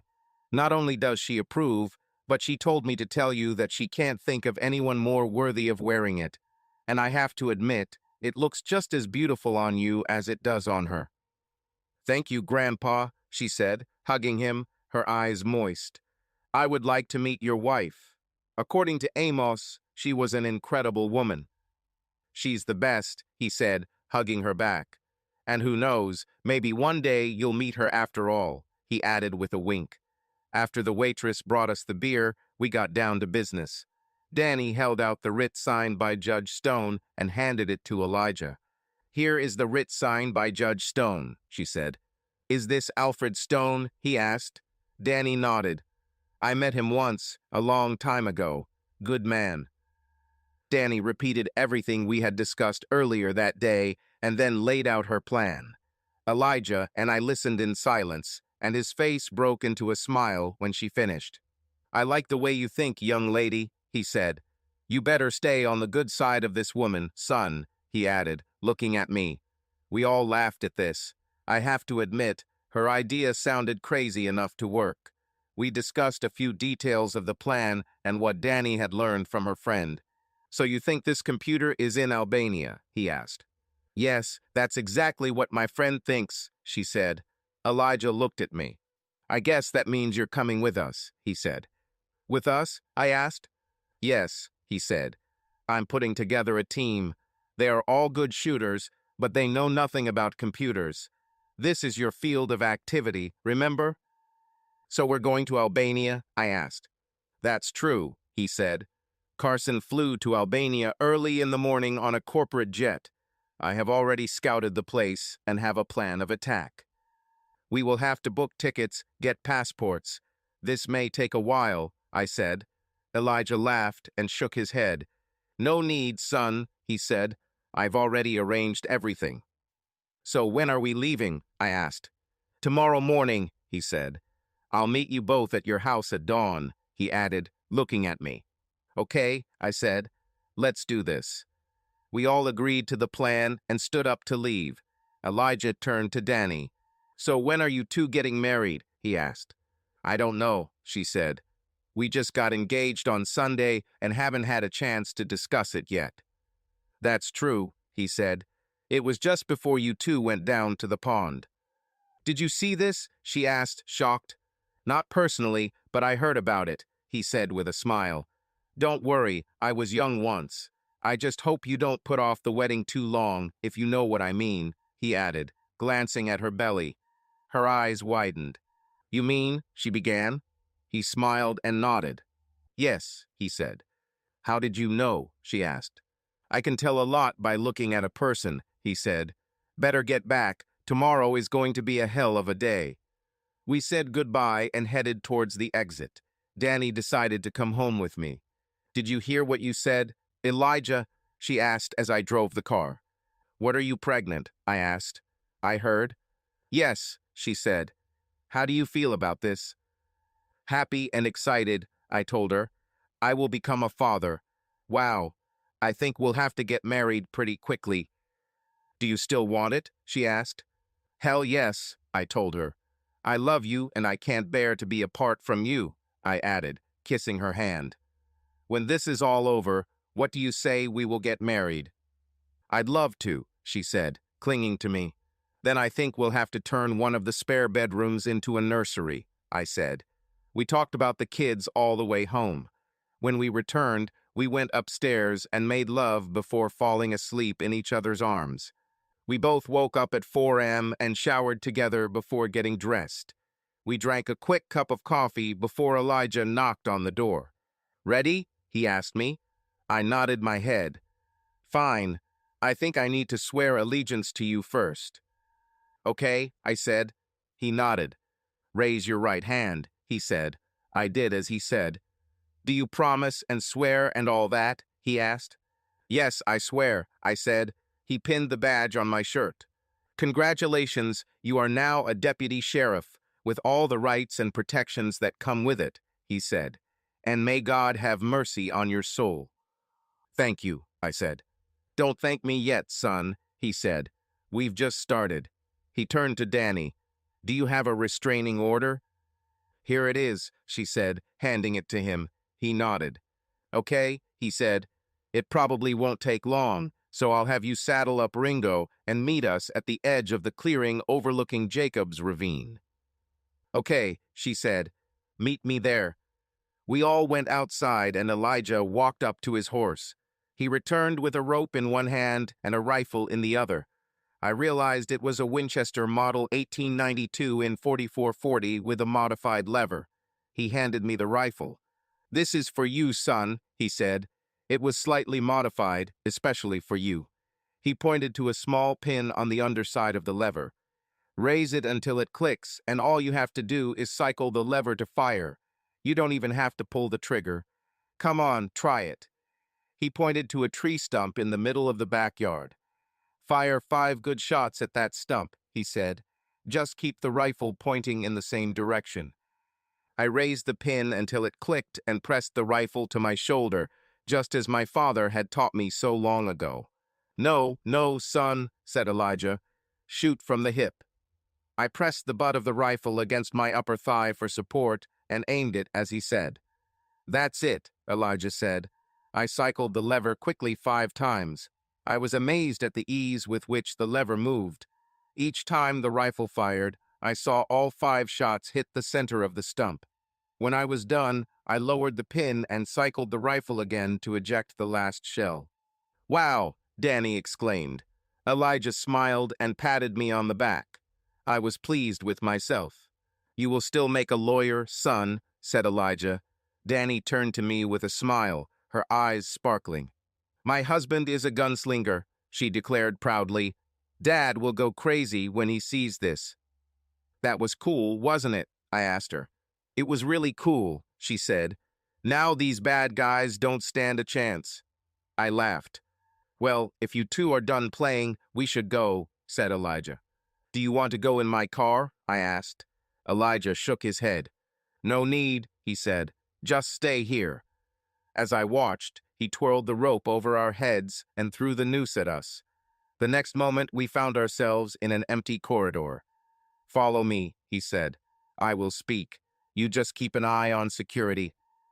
"Got it," I said. Elijah opened the door and walked inside. I followed him. 3 guards stood up as we entered. "How can we help?" asked one of them. Elijah took the court order from his pocket and handed it to the guard. "We came from Michael Bradley," he said.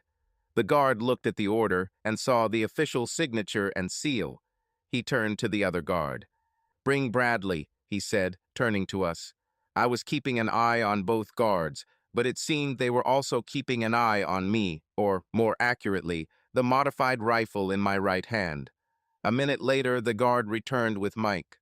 "Remove the handcuffs," Elijah ordered. They carried out the order and pushed Mike towards us. Elijah placed Mike behind him and slowly walked out of the office. I waited until he was almost out the door, rifle at the ready, before I walked out. Once in the corridor, Elijah took out his lasso, and the next moment we found ourselves in a clearing near Jacob's ravine. I looked down the hill and saw my house. Danny came out of the woods, leading Ringo by the reins. She kissed me on the lips and handed me the reins, then turned to Mike. "You must be Michael Bradley," she said. He nodded. "Yes, ma'am, it's me," he said. "I'm Danny Williams," she said. "I tried to contact you, but I couldn't." "It's okay," he said, still shaken by what happened. "It wasn't your fault." I put the rifle in the holster that Danny had attached to Ringo and saw Elijah ride up on his giant horse. There were 7 other horsemen with him. I tried to make out their faces, but they were somehow blurry. "Who are these guys?" I asked. "That guy over there is Pat Garrett," Elijah said. "Beside him are Bat Masterson, Wyatt Earp, Doc Holliday, Bill Tilghman, Wild Bill Hickok, and, of course, my old boss, Bill McDonald." They all nodded their heads in turn and touched the brims of their hats when Elijah represented them. "I thought since we're going up against the worst, we need the best." "Nice to meet you," I said. One of them spoke. "Are you sure you want to take this new recruit with you, Elijah?" asked the man. "Damn, he's barely out of diapers." I thought the comment came from Doc Holliday, but I wasn't sure.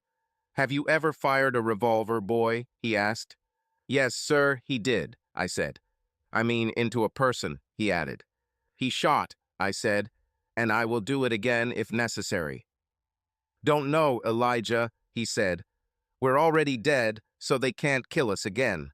I don't have time to babysit a young mortal." "Do you know anything about computers?" asked Elijah. "What the hell is this computer?" asked the man. The others laughed. "Exactly," Elijah said. "He is my grandson. He is also my deputy. He's driving, period. He's protected, and he can handle it." "Cold, Elijah," said the man.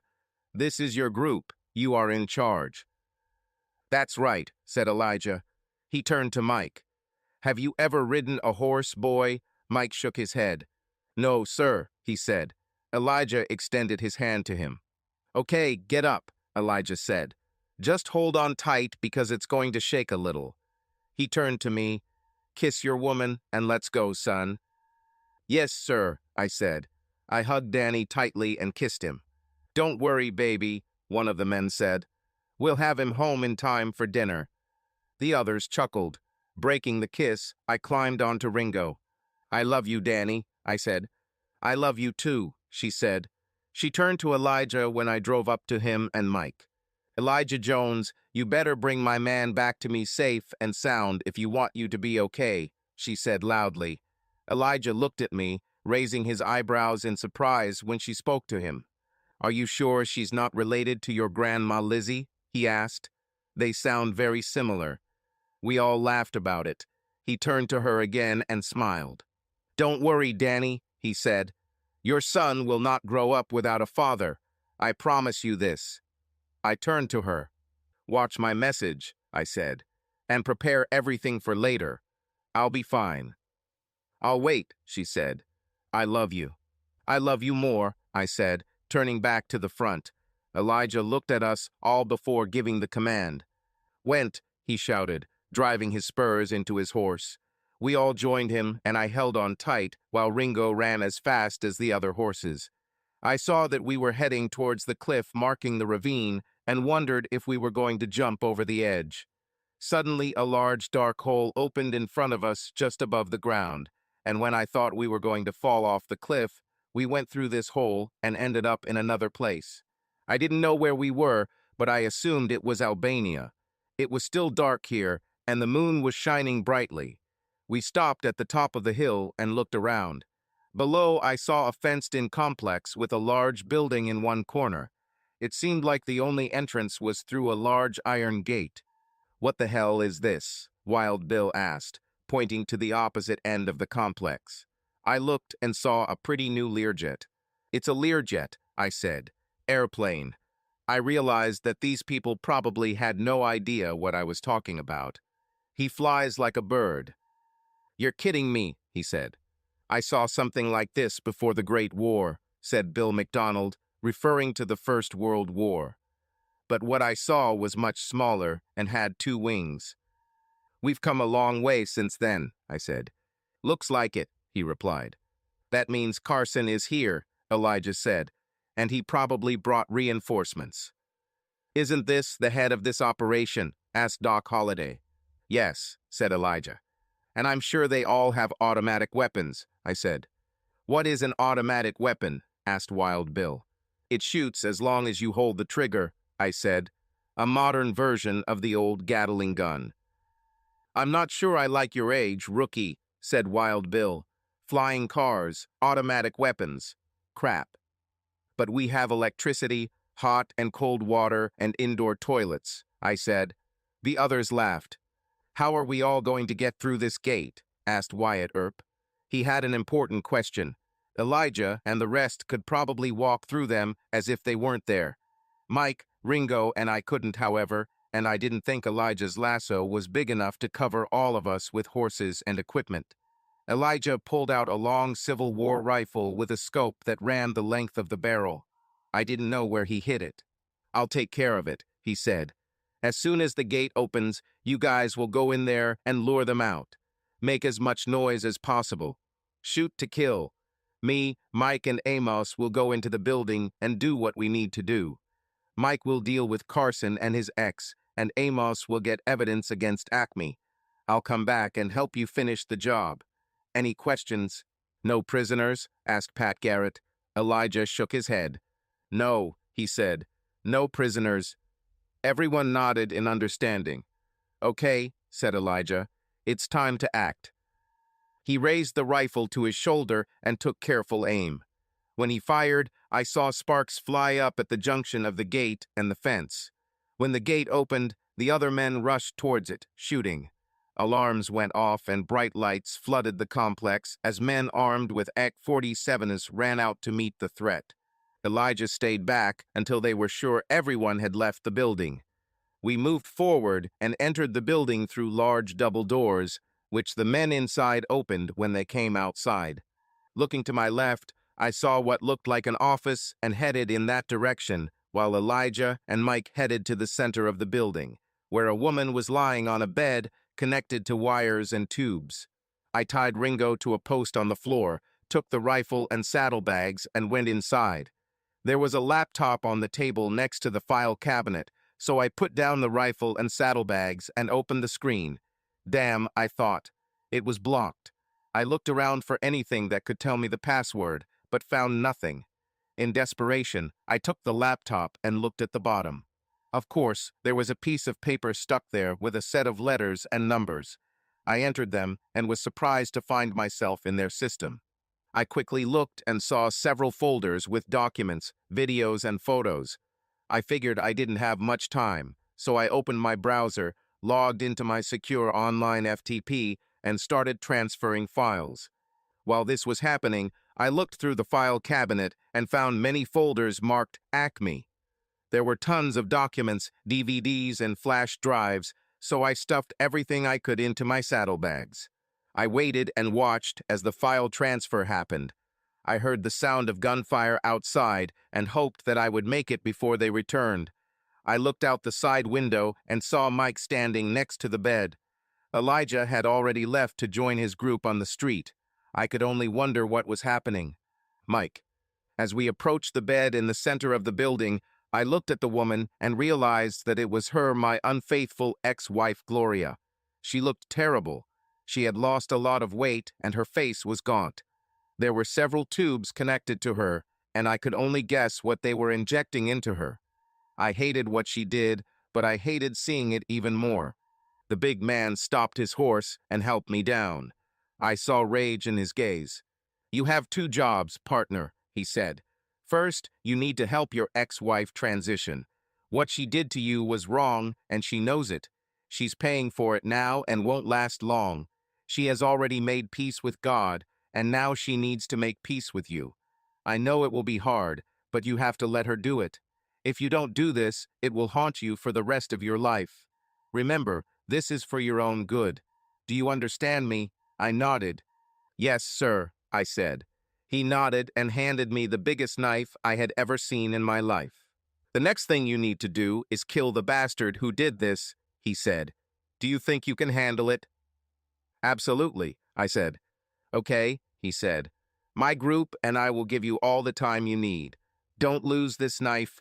I promised the guy who lent it to me that I would return it." "I won't lose it," I said. He got back on his horse and walked off in the direction we had come from. I turned to Gloria. Her eyes lit up when she saw me. "Mike," she asked in a weak voice. "Is that really you?" I nodded. "Yes, it's me," I said. "What happened to you?" "They're killing me, Mike," she said. "After I signed the divorce papers you filed, Doug said we were going to Europe to celebrate a big business deal.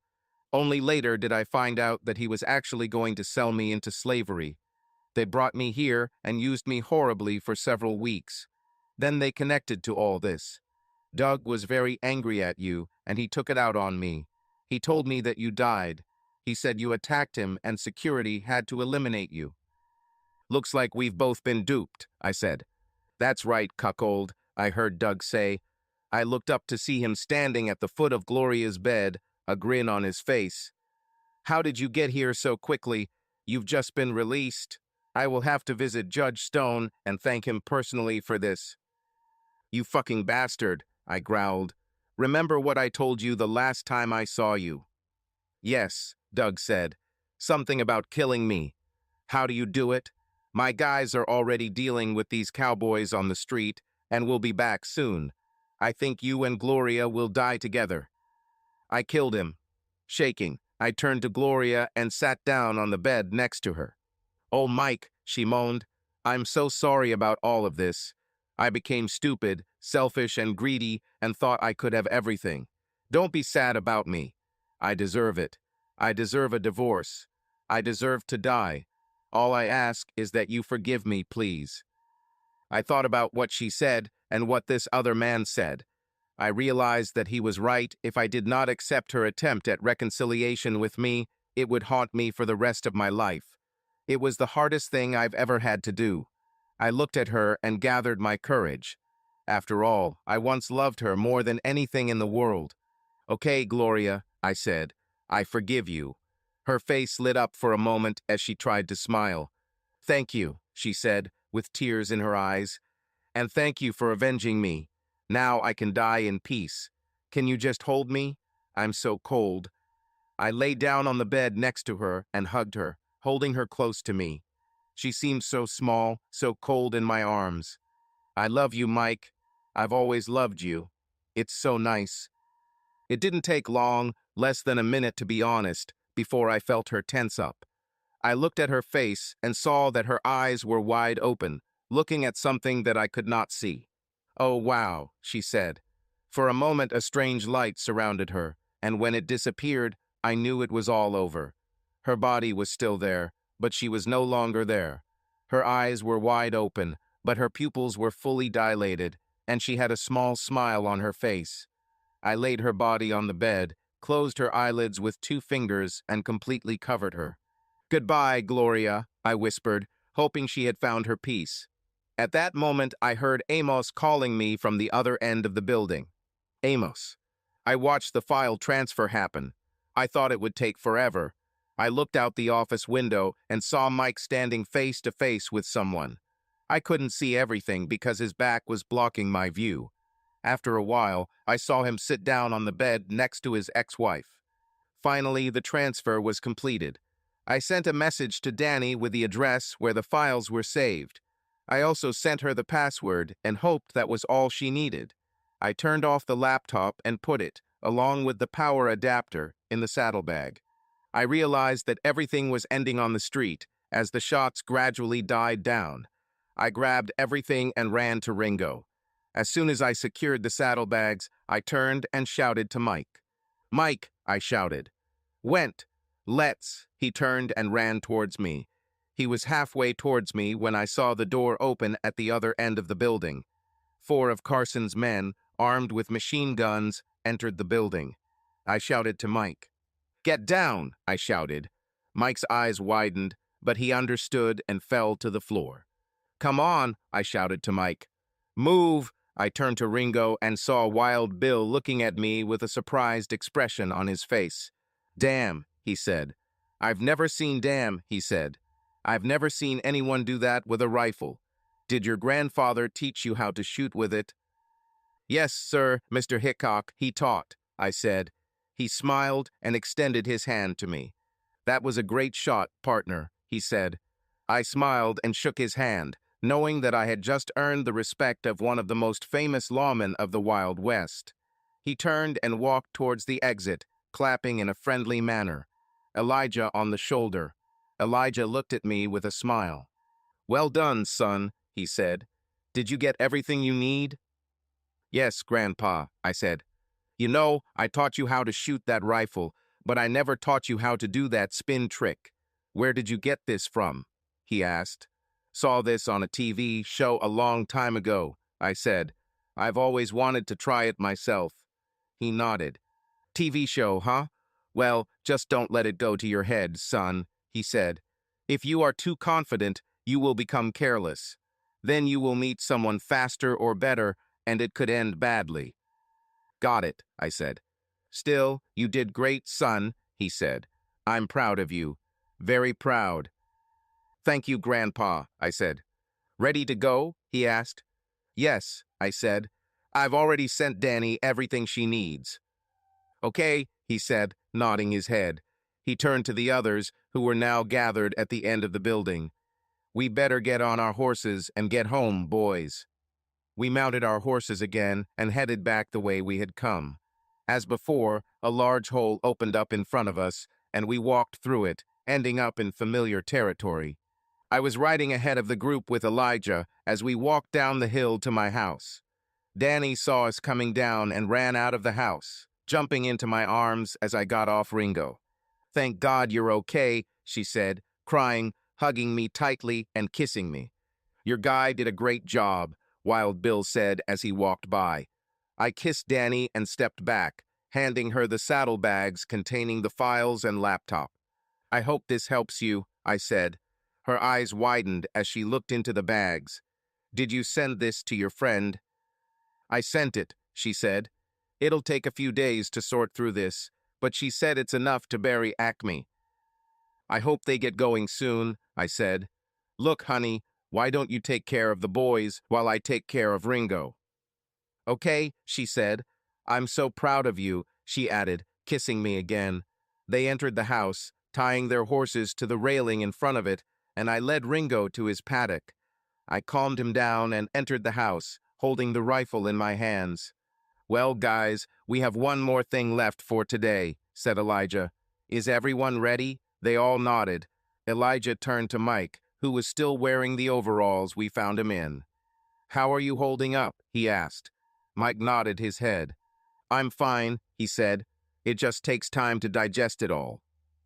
Would you like to shower and change before meeting with the council? I asked. He looked at me and nodded. If it's not too much trouble, he said. Okay, I said. Go upstairs. I think I have things that will suit you. I followed him upstairs and looked through my closet. I found an old pair of jeans and a shirt that I thought would suit him and gave it to him to try on. They fit, although not his style, but they were clean. I gave him the opportunity to shower and change clothes. He joined us when he came back down. By that time, Danny had all his papers ready. Elijah motioned for us all to gather in the living room. He took out his lasso and twirled it over our heads. The next moment, we found ourselves in an elegant conference room in front of a table where senior executives were sitting. As soon as we appeared, the man in the center looked at us in surprise. What the hell is this? He asked angrily as the other leaders looked at us. Who are you?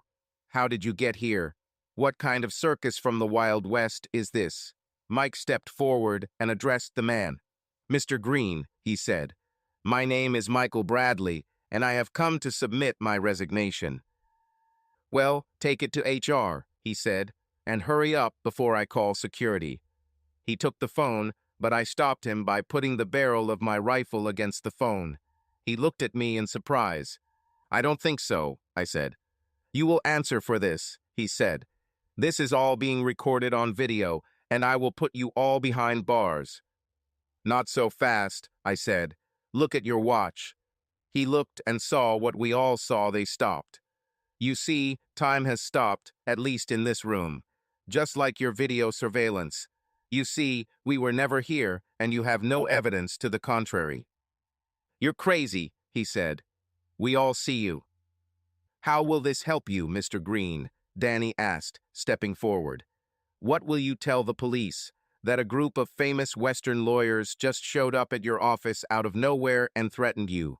You will be thrown into a mental hospital before you have time to utter these words. Who are you? Green asked. My name is Danny Williams, and I represent Mr. Bradley, she said. Here is his proposal. She placed the folder on the table in front of him. He opened it, read the sentence, and laughed. This must be a joke, he said. I will never agree to this. $10 billion? It will never happen. That's $10 billion tax-free, she said. This does not include all the costs and my fees, which are also included. He looked at the documents again and chuckled skeptically. And what will you do if I refuse? He asked with a smirk on his face. Well, then we'll see each other often in court, she said. This employment contract that you forced Mr. Bradley to sign is a false document. In fact, his entire work was a fabrication to turn his wife into your personal prostitute. We have documents, videos, photographs, everything that proves your involvement in this scheme. We have evidence of attempted murder, false imprisonment, torture, slavery, human trafficking, illegal substances, the list goes on. You held my client against his will for 2 months, tortured and starved him, just so you could use his wife. In fact, you violated virtually all of my client's civil rights, and that doesn't include the destruction of his marriage and the wrongful death of his wife. And I'm sure we can find many more victims. This contract alone is enough to trap you in the court system for 100 years, she said. And that doesn't include state and federal criminal charges, she added. Just imagine the reputation Acme will have when all this hits the media. Hearing this, Green's face turned white. Look, I can't approve this alone, he said.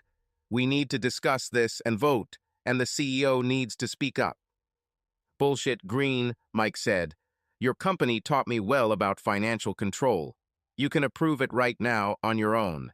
As president and chairman of the board, all you have to do is open your application, enter the code, and you're done. You don't need Carson for this.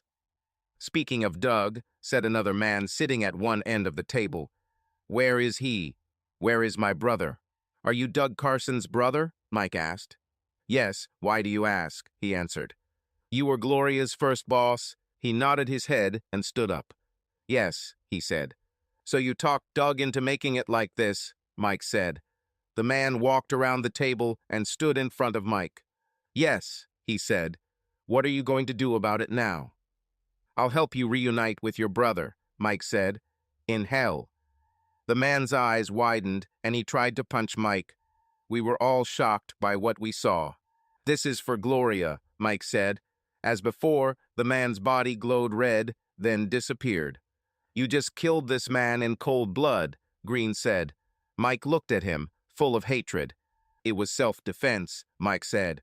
Isn't that how you all saw it? He asked, looking around at the others. Everyone nodded in agreement. Sounds like self-defense, Bat Masterson said. This guy hit you first. Green looked at us with anger. Do you even understand who you are dealing with? He asked. Elijah chuckled. And you? Answered Elijah. Suddenly the room darkened and the temperature in the room dropped sharply. I noticed that Green and the rest of the council were looking behind us in horror, and I turned around. Elijah and the rest of the lawyers seemed enlarged, their faces blurred. Their eyes glowed like the flames of a campfire. Around them were huge, dark-winged creatures with fiery swords. After a few minutes, the room returned to normal, but the fear at the table was palpable. Okay, Green said, his face still pale with fear. I'll do it.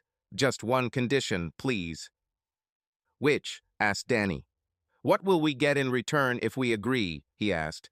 You'll all get to keep breathing, at least for a while, Wild Bill said, causing chuckles among us. Green looked at the other council members. Do it, said the woman sitting next to him. Just do it and get it over with. Green nodded and opened the app. He entered the amounts and all the necessary information, then entered his code. We watched as transactions took place on his monitor. When they were all finished, he looked at us. Please, he said, just leave. Elijah swung his lasso, and the next moment we were back in my living room. Everything went smoothly, I said sarcastically. So that's all? Mike asked. Elijah nodded his head. For now, yes, he said. Then everything depends on the feds. If they don't do their job, we may have to intervene. I think we're done for today. Just a minute, Danny said before they left. We all turned to her. I talked to my parents while you were in Albania. They said they would talk to the pastor of the old village church they go to about our wedding next Saturday. That's pretty fast, isn't it? I asked. Are you sure you want this? Yes, I want to get married as soon as possible, she said. I turned to Elijah. Grandfather, I said. Look, I know this might seem weird, but would you do me the honor of being my best man? He looked at me, stunned. Isn't that what you should ask your best friend or something? He asked. Yes, it is, I said. His eyes widened as he thought about it.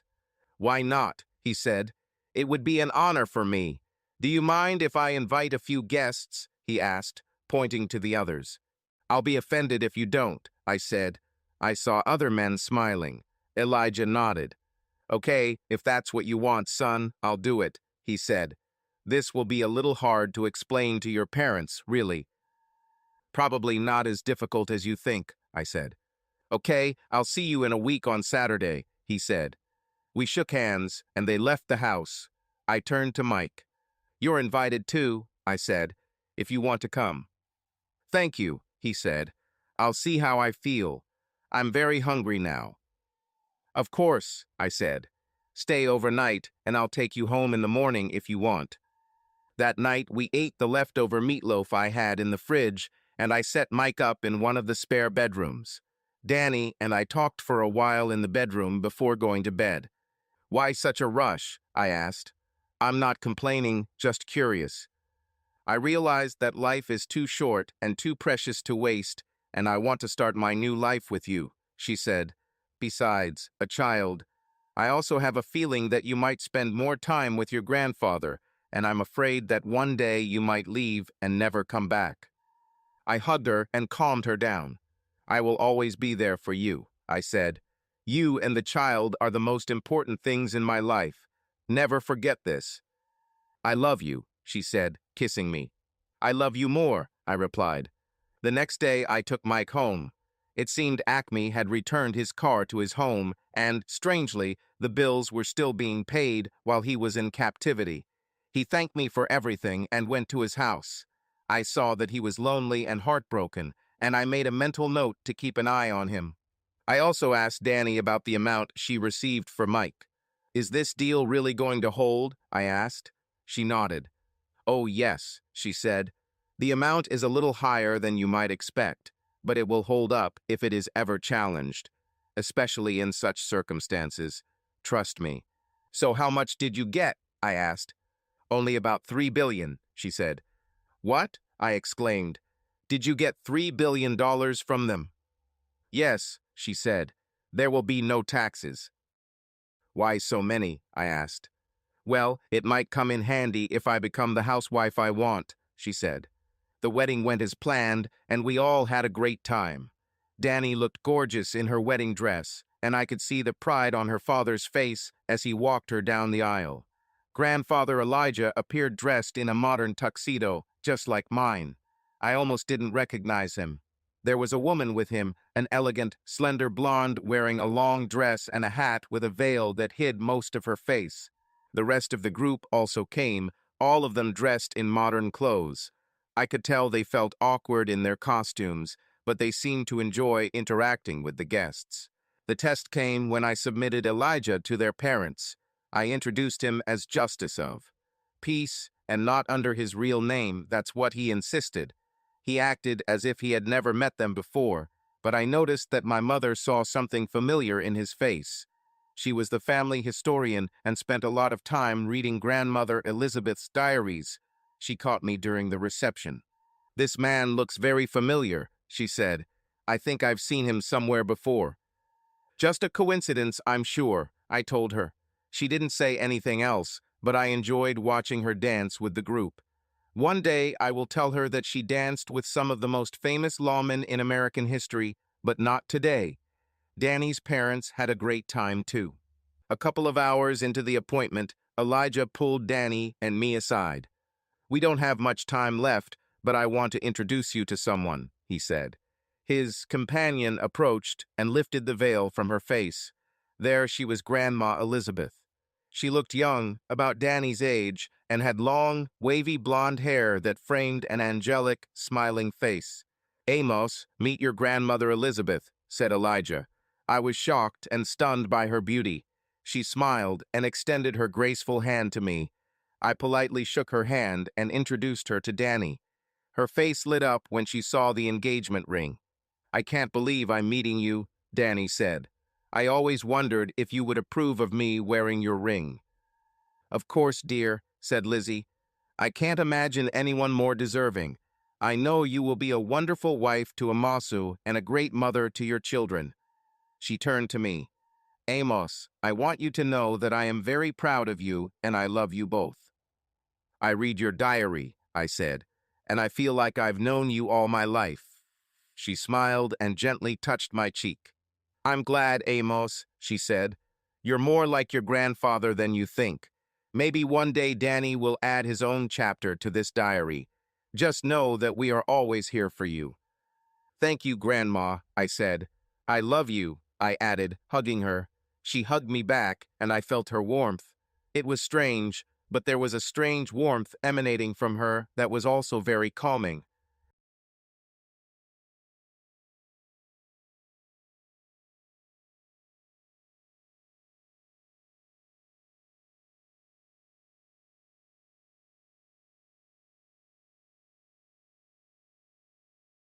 "Of course," I said. "I'll tell him. Thank you." "We have to go, dear," said Elijah. She nodded and kissed Danny and me on the cheek before lowering her veil.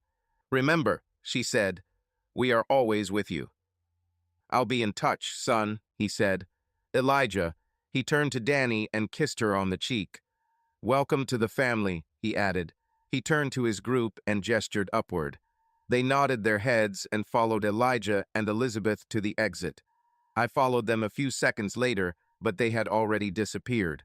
I turned around and almost collided with my mother. "Where have these charming people gone?" she asked. I saw that she was a little tipsy. They had to go, I said. They had a meeting they had to attend. Oh shit, she said. I promised one of them another dance. I smiled to myself. I passed the note to Mike, and I thought he almost fainted when he saw it. Everything is fine, I asked. Yes, he said.